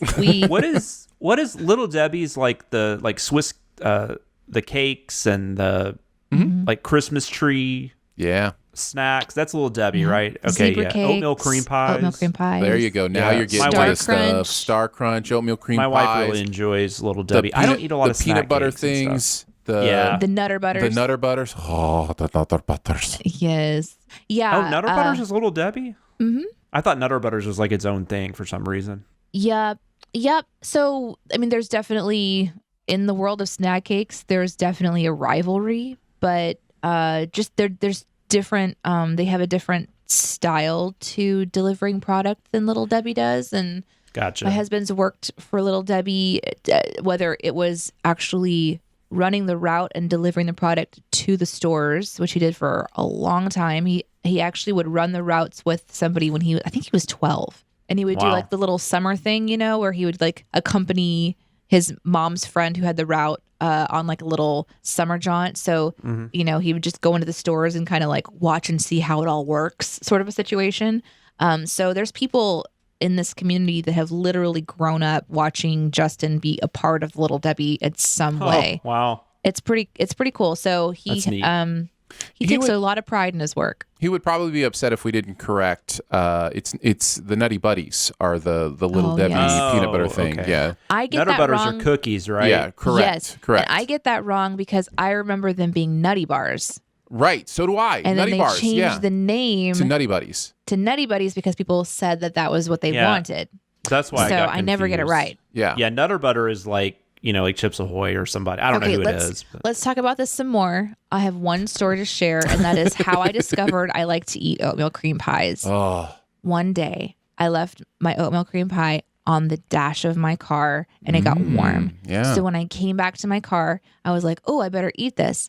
It had been so hot that all of the cream had melted into the cookie as the day had progressed. So I had a gooey cookie that had absorbed the goodness, sweetness in the middle, and it is now my favorite way to eat a cookie. Have I ever been able to replicate it? No. But because I can't put it in the microwave, I don't let myself do that. That's too far. But I have tried to bake it. That did not go well. I don't like that. I just don't like that flavoring. That's why I've never been into oatmeal cream pies. My wife loves them, and a lot of people do, obviously. But I don't like oatmeal cookies. I don't like that flavoring. Isn't my thing. I don't know what my favorite Little Debbie thing is. I like the Christmas tree cakes. I like the seasonal zebra stuff. cakes. They experiment a lot with their seasonal stuff. This is turning into an advertisement now. Now we need to continue on. I just thought I'd mention that. But anyway, so that's the only other thing I thought was interesting was Hostess estimates it uses 8 million pounds of sugar, 7 million pounds of flour, and 1 million eggs to produce the 500 million Twinkies baked every year. Wow. That's a lot. I did not have any keeping tabs this week because I did not write on anything this week. So, Danae, why don't you finish it off? What's your keeping tab? I had several for Mulan. The first thing I wrote, I looked up is, can chickens fly? Because I didn't know for sure. And then I was looking into Chinese like ancient fabrics and how they would color things. So that was really interesting. And I also looked up hawk x-rays. So this is probably the one that can get me in the most trouble. I went to todaysveterinarypractices.com/imaging essentials avian radiography and began to look at hawk x-rays. I don't recommend going and doing this. I'm choosing to believe that this hawk was just sedated and not deceased, but it's still a little awkward to see this bird sort of like, but it does allow for x-rays. And here's why I did that, because I didn't know if this crown she had on was all hawk. Right. Because that spine was awkwardly long and strange to me. So then I had to discover if I could confidently say it was a hawk spine, which after looking at hawk x-rays for a few minutes, I felt pretty confident that yes, her crown was made up of hawk pieces, including the pelvis. That's why I was very confident to be able to say that's a piece of pelvis because I looked. So that was a little bit of an awkward thing, but I do want to say I did look at some really beautiful fabrics from ancient China. There's somebody who wrote, let's see, this is the woven color in China, the 5 colors in Chinese culture, and polychrome woven textiles on Digital Commons for UNL EDU. I think this is something that someone wrote for part of like what they were researching. This was from the October of 2010. So it's all about textiles and settlements. So it's a really in-depth look at culture. And I'm not going to say I read everything in its finiteness, but I did learn a lot of really interesting thing about culture. Like in ancient Chinese culture, there's the yin yang theory, the 5 color system, which is red, blue, yellow, black, and white, which those are the ones that were more common, which makes sense. They also would talk about the 5 planets, Venus, Jupiter, Mercury, Mars, and Saturn, metal, wood, fire, earth, and air, I believe. So it was just, there's a lot of repeats of very specific things. And they kind of go into different textiles that were used in this area. So that gave me a little bit of confidence as far as like when I was thinking about all of these like salmon pink and turquoise stuff, wondering how they would have these kinds of vibrant colors. I just felt like it would be a little more muted, especially like a farming community. And so that's what I was looking for, is data to kind of back up that perspective. But there's just really interesting textiles like silk arm protectors that you can kind of look at that were found, and you can still see the vibrant pigment in a lot of them. And the woven tapestries and such are like stunning to look at. So as a person who has a friend who's an archaeologist, I just kind of geeked out and started to really kind of get into the excitement of it. This was a really well-written article with a lot of figures and a lot of decorative things, but I really felt like most all of the patterns and silk things that I was looking at wouldn't be in a farming community. Again, that was to kind of support that. And I also found one other thing in Google's arts and culture section for the Museum of Ethnic Costumes for Beijing Institute, which shows, again, more ancient Chinese textiles. The title of it is called A Glimpse into Ancient Chinese Textiles. And it shows how they wove fabric, but then they also created like these beautiful, 3D style images almost of just like weaving like horses onto it. It's genuinely mind blowing how beautiful and it is, but it is not. Cool. It's not salmon colors at all. So I think I might actually tweet these links or something because they really are beautiful, and it's definitely fun. For at least I think it's fun to learn about these types of things. Like you can, for our Google one, like as you're scrolling down, it has all of this, like you're just kind of zooming in and looking at these different textiles, and you can see just how much work would go into it. And obviously fabrics don't last a really long time. Yeah. So for us to still be able to see some of what we're seeing is pretty neat. That's pretty cool stuff. Before we head on to the comment section, you were talking about was it the headband and then looking up like, how it was changing and the anatomy of the hawks and that kind of stuff? Yeah. Do you know how they decided when to show that and how many times to show that? This is going to be a joke, isn't it? Oh, no. It was on an ad hoc basis. All right, we're moving on to comment section. I want to know what you're thinking. I appreciate your honesty. You're a real straight shooter. You are the ones who are the ball lickers. Let's take a look at some of the comments from this week's videos, or you can find them on Discord or anywhere somebody's Twitter or anything that somebody is commenting on what we do.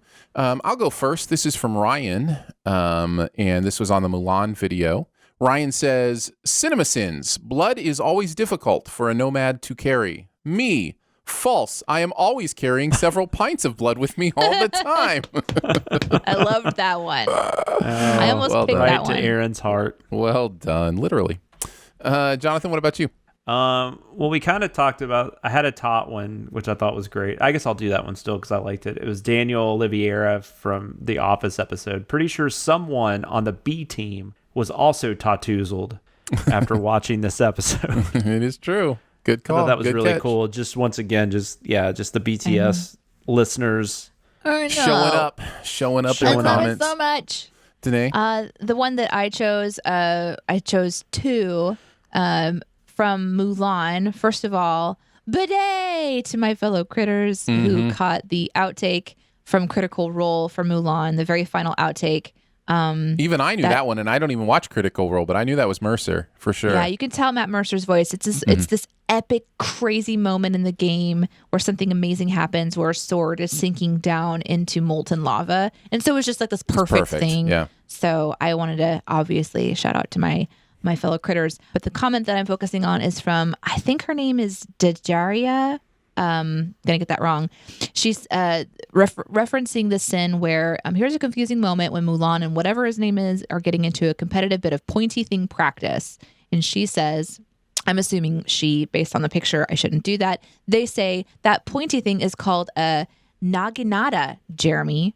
Okay, I'm not Jeremy, but thank you for telling me. And it is a pole weapon and one of several varieties of traditionally made Japanese blades, which were originally used by samurai class of Japan, as well as foot soldiers and warrior monks, which is cool, but they were Chinese, so I don't know if they just like that matters. Like, was that a sin waiting to happen, that there was a mix up? I don't know. I thought you were going to say, which is cool, but we still would have said it the same way anyway because it's funny. I definitely would have. I wouldn't change how it was written. Because That's that true. was hilarious. That was definitely hilarious. Very nice. Let's head on to Beyond the Sins. To infinity and beyond. Somewhere beyond my wild history. To boldly go where no man has gone before. We're going to chat about something else from the world of pop culture that we've checked out recently. Danae's going to kick us off this week. Cool. I keep forgetting to do this, so please forgive me, but I guested on a podcast recently called An Englishman and an Irishman Go to the Movies, which you can listen to on any podcast player that you have. But I guested on, I think they've released multiple episodes since, but I guested on episode 22, Life, the Universe, and Elf-Wreathing. This was us talking about the movie Elf around Christmas time. I already love them for that title. I love you all. It is what I would call... And they got Danae to watch a movie for a podcast. Yeah, right? Imagine that. I already had watched it. That helped a lot.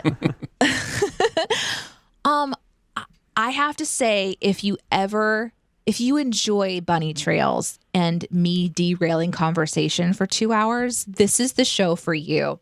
I learned a lot. I learned about cussing properly, and I learned about phrases, and it was just a fun conversation. It very much felt like just sitting down with friends and chatting about what we liked about Elf. There's a little bit of talk about stuff happening in the world of movie making as well. This is it was a really fun time. Again, it's called An Englishman and an Irishman Go to the Movies, and thank you again to Sean and Ian for having me on the show. Jonathan, what about you? So I finally watched Wonder Woman 1984. Oh. And what'd you think? So I don't know why. I mean, I was planning on watching this on Christmas, and then we just had other stuff going on, so we didn't get around to it. And then I heard all the stuff about it, including Aaron like letting us know some stuff on Slack about it. And so I was less interested in watching it, and not so much because people were saying it was bad, but because sometimes that almost has a worse effect. It's like you almost forgive it because, you know, everybody else said it was bad, so you're kind of nicer to it. Yeah, were you able to lower your expectations enough? That was not a problem here. I hated this movie so much. Oh, really? It's so bad. It's so bad. It is. Man. Like, and it's like you have to watch it. Like, I don't know how to describe how terrible it is.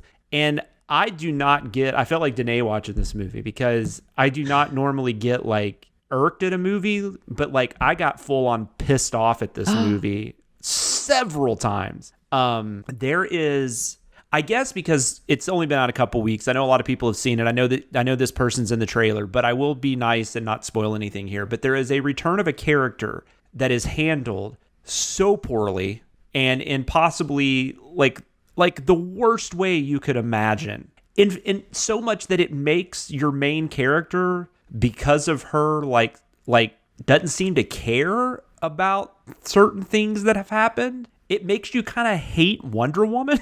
Sure. Or at least absolutely. At least be very disappointed in Wonder Woman. And the idea that she has to like learn a lesson from this is just beyond insulting. Like, I mean, it's ridiculous. Like, oh my God, that just made me so, that whole plot line made me mad. Kristen Wiig is quite good in this, but they sideline her for this Max Lord character, which is the least interesting storyline in the entire movie. And I gotta say, Pedro Pascal is terrible in this movie. I don't know if that's him or the writing, but he is awful. And Kristen Wiig's character is so much more interesting. Her storyline is so much more interesting. Although I will say it did kind of, I had a hard time buying her antagonism towards Diana. Yeah, because totally. Diana was so nice to her. Sure. That whole thing, but there was, I think there's a really interesting story there with that character's motivations that could have been a lot more interesting than the typical like guy wants to have all the power in the world. This movie. Also, the other thing about this is people that are defending it. I can't wait till we send this movie because I can really get into depth on some of this stuff. But the people that are defending this movie, one thing I've heard, which I don't care, like what you like. I mean, I'm not knocking. Yeah, that, I was but just going to say that. I like anybody who likes this movie. Cool. I'm glad you do. Absolutely. I always want to say that. Yeah. One defense that confuses me though is that I've heard a lot of people say that we bitch a lot about that. You know, superhero movies now are too dark. And that this is more comic booky and fun. And once we get that, we can like, first off, even if that is the case, that can still be a bad movie. See Superman 3, which this movie reminded me a lot of Superman 3, by the way. In fact, so much that in that opening, not the opening, which is terrible, but the opening 1984 sequence, I was half expecting to see like robotic penguins walking down the street, like in the opening to Superman 3. Yeah. But also, I don't even agree with that. This movie is so fucking bleak. Like, it is dark as hell. The assumptions this movie makes about humanity is some of the darkest assumptions I've ever seen a movie make. But kind of like Horrible Bosses, which is an interesting parallel to this, it doesn't know how to do that in an interesting way, and it tries to make it this kind of fun, what people are calling more of a comic book movie, which the contrast of that will make your head explode. Yeah. Like, this movie is so depressing. Every decision it makes is terrible. On so many levels. The action scenes are forgettable. Like, there's just nothing going on there. I love the people involved in this. I love Gal. Me too. I love Patty Jenkins. I don't know what's going on here. I don't know what the fault is when all is said and done, but this movie is a disaster. Like, I mean, the definition of a disaster. I saw worse movies in 2020, but this might be like the most disappointing, the most irritating for some reason. Yeah. Well, the disappointment is part of the irritation. Yeah. But it's just such an infuriating, like you said, you brought a good point. Like, the things this movie has to say about us is just... It's so dark. Yeah. I agree with everything you said. I have said my piece on this, so I'm not going to go on and on about on Sif Pop podcast. I went through a litany of things in our spoiler cast of just but it is one of those movies where it's like maybe I was just too hard on it the first time. I'll watch it a second time, and I watched it with my family the second time. I was like, nope, I was too easy on it. This movie is even worse than I thought it was when I'm paying more attention. The more attention you pay to this movie, the worse it gets. It almost makes me wish there were some sort of like website or YouTube channel that would you could list like all the things wrong with the movie and make jokes about it and just like tally up like all the things wrong with the movie, because this movie needs a YouTube channel like that. I wish one existed. But who came up? I want to know who came up with the idea of that character return, like the concept of that. I just want to know. And then a bunch of people were like, "Man, that sounds awesome." A bunch of people were like, "Thumbs up." This is amazing. I couldn't even I'm just just the fact that character needed to return was a negative for me. It's just it not only undercuts the first movie, it completely plays a role in Diana's character that makes no sense about her.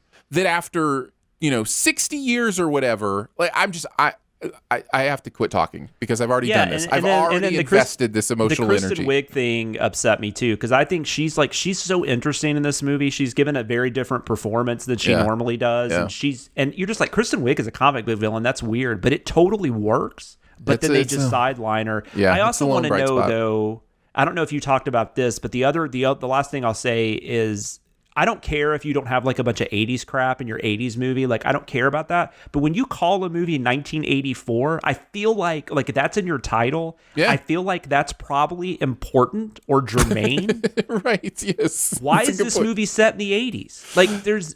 You don't even notice it, except every now and then somebody's got an old time magazine. So far be it for me, but this is about to happen. I'm going to defend the movie just a second. I know why it's set in the 80s, but I don't know why you put 1984. And it's set in the 80s because the theme of this movie is about greed. The theme of this movie is about the idea of getting everything you ever wanted and not seeing what it costs you. That's the theme of this movie. That could be today too, though. Well, but it's what the 80s are the excess, the idea of excess. It's what that decade's known for.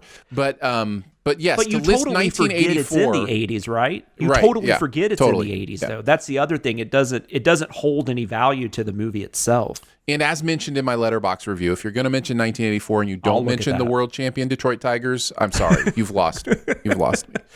There's this one random shot where they're at that guy. They go to that guy's house to find out about the stone, and he's just putting away these random magazines. Mm-hmm. And so there's a Time magazine or Newsweek or something, and it's got this wrestler from that. I can't remember who it is at this point, but it's somebody. It's a storyline from that, and I was like, oh yeah, this is set in the 80s. I had totally forgotten this movie was in the 80s. And like I said, I didn't need Rubik's cubes and shit in my face. I didn't need the wedding singer, but it was just crazy that they made such a point to title the movie that.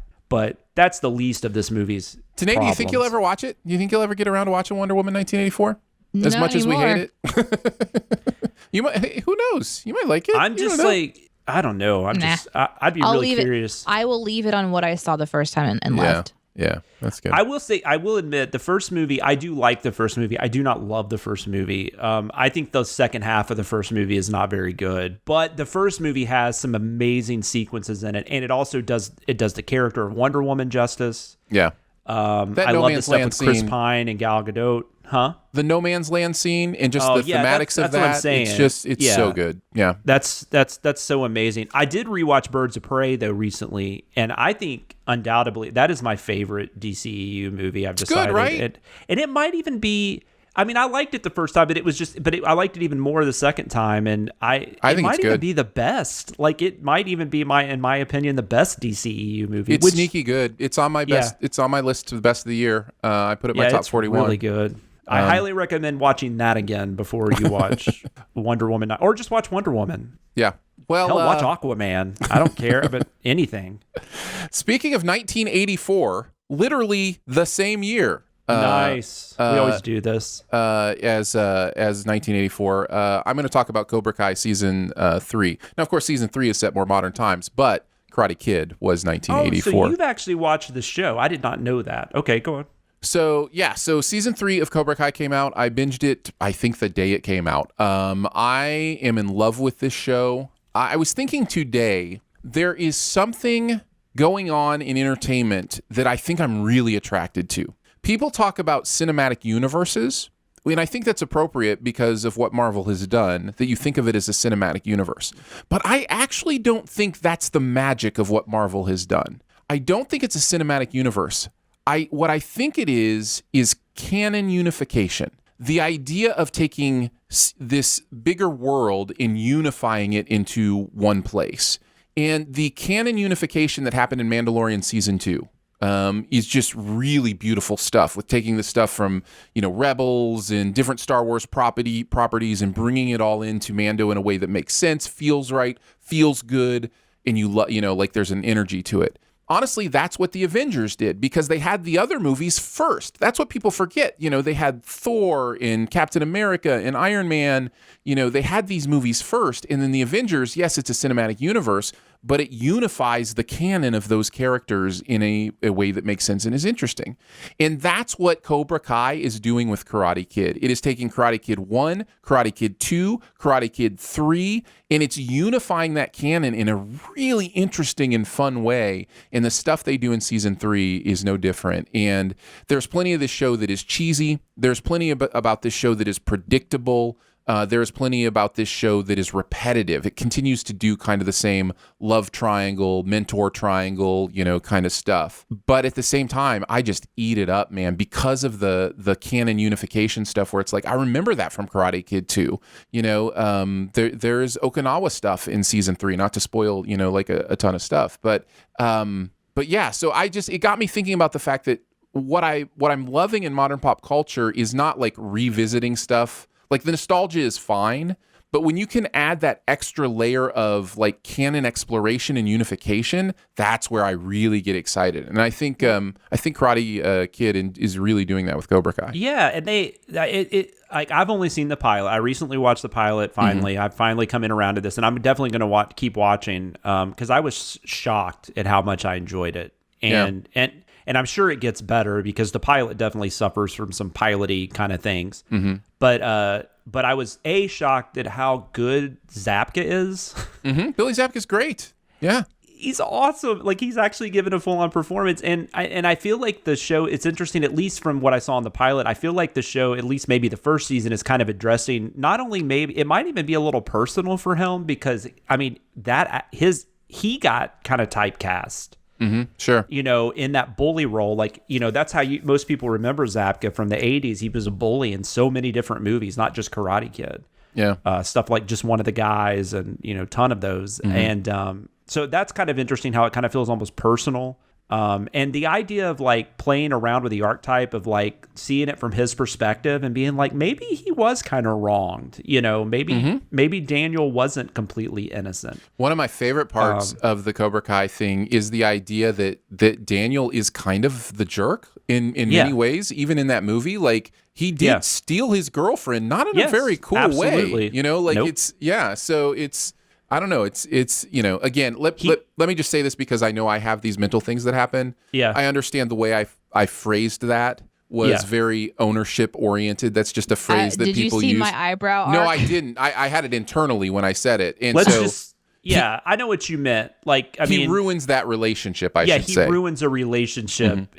You could argue. You could argue that she was not going to stay with Johnny, but regardless, like, he steps in. He does some very not cool things to their relationship. Yeah. Yes. But anyways, I really enjoyed that. I'm really excited to keep. And everybody just loves it. So I think they just had a story to tell. I think they actually had a story to tell, and obviously it's working for everybody. It also helps. It's only like 10 episodes, and they're like 25 minutes. That's also nice. Don't expect Better Call Saul, levels of incredible things going on, but do expect fun and do expect nostalgia and do expect some. If you like the Karate Kid stuff, especially, or have even seen it, expect some fun stuff there.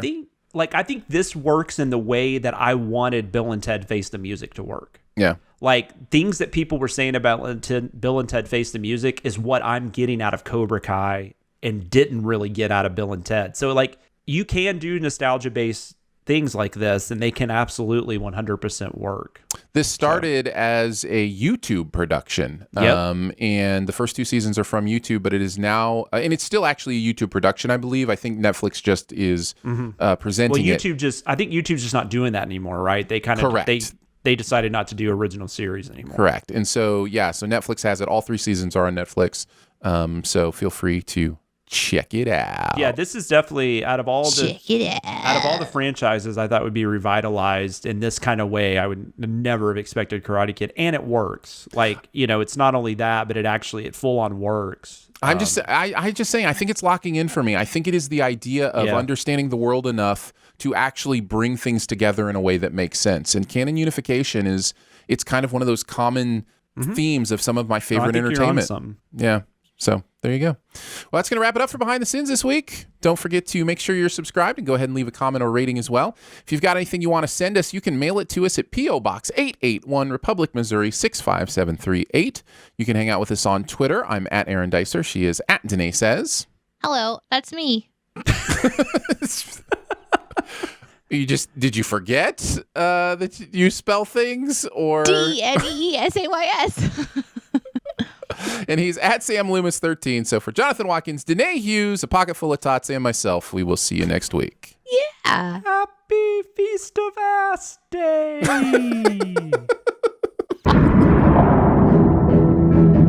Thanks for listening. Send any feedback to bts@cinemasins.com. And be sure to subscribe, rate, and comment. Find more ways to connect by visiting cinemasins.com/BTS. Hello, Aaron. It's going to be a great show today. Check. Check.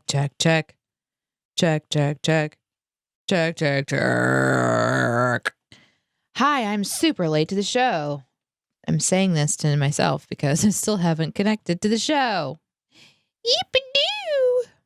Yeah, Danae just said she was getting water or something. And so that's why you carry around all your day's water with you everywhere you go. Man, it's taken Danae a while to get some water. Yeah, it is. She must have had to go to a well, pull up the bucket. Yeah. Surprised she even found a house that didn't have running water. It's weird. I didn't know those existed anymore. Yeah, well, they're pretty they're pretty old school there at the Hughes home. I know. She's we have an outhouse. That's how we like to roll. Yep. Yeah, they came over one time and she was like, I don't even understand what is this in-house? What is this thing? I was like, no, you can relieve yourself inside our home. We have a special room for it. And she was just flummoxed. She couldn't figure it out. I had to send my wife in to help her, understand, how things work. But I know which one I'm going to do, but there's a cesarean section day. Okay. I'm not doing that one. That's not the one I'm doing. Healthy weight, healthy look day. Okay. International Kite Day, National Dress Up Your Pet Day, National Hot Pastrami Sandwich Day, Organize Your Home Day, Orthodox New Year, Ratification Day, Take a Missionary to Lunch Day, World Logic Day. But the one I want to do is Feast of the Ass, which celebrates all the donkeys of the Bible. Okay. Oh, okay. Very nice. Okay. I like that people will hear you say, Happy Feast of the Ass Day before any context. And then all the context will be in the outtakes. Yep. I like that. All right, I got to write this down. Feast of the Ass. There's something that you probably never thought you'd actually physically need to write down. This is great, though. So when your wife comes into your office and sees that note on your desk. It got me to read a book that I've always wanted to read, so... What a crazy content-heavy world we live in when someone has to convince you to do something you already want to do. You know what I mean? Just the statement of, he got me to read a book I really wanted to read. It's like... There's so many books on my TBR list. That's what I'm saying. It's insane. That's exactly what I'm saying. How much of a content world do we live in where we need an excuse to do something we really want to do? I don't know. It's crazy.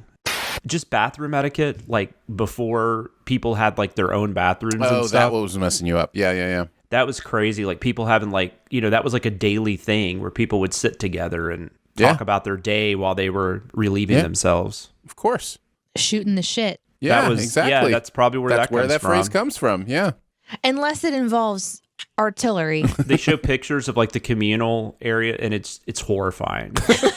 Is it like that SNL sketch where it's like the lover's toilet, where there's like two It is kind of like that, toilets? but it's more like a stone wall, and then there's just holes. Like there's like 4 holes on each side. Right, right across from the vomitorium. I understand. Yeah, I was there. I get it. Until like the Renaissance, having like your own house that had all this stuff in it was not common. Well, we already talked in the outtakes about how the Hughes home has an outhouse still. So yeah, Danae's gonna enjoy those outtakes. Okay, I guess I'm sorry I was late. So my kid gave me a bloody lip this week. Oh no! So fist kick on head? purpose? Head. Yeah, it's Forehead. usually head. She was just playing around and she just went bomb and like bust. That's the first time I've ever had a busted lip. Yeah. And just instantly I felt it split open. I was like, oh, that does not feel good. And then she kicked me in the face. Oh. So. Well, it's good to know that your MMA lessons are going well.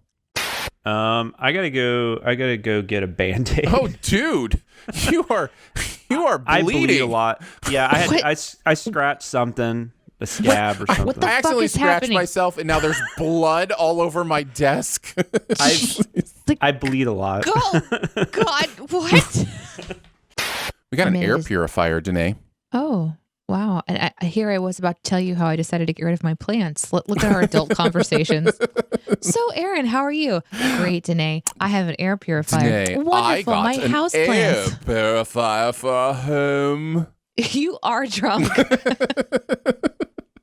I don't know if you know this, but my alcohol breath, all it happens to do is go over to the air purifier and be like,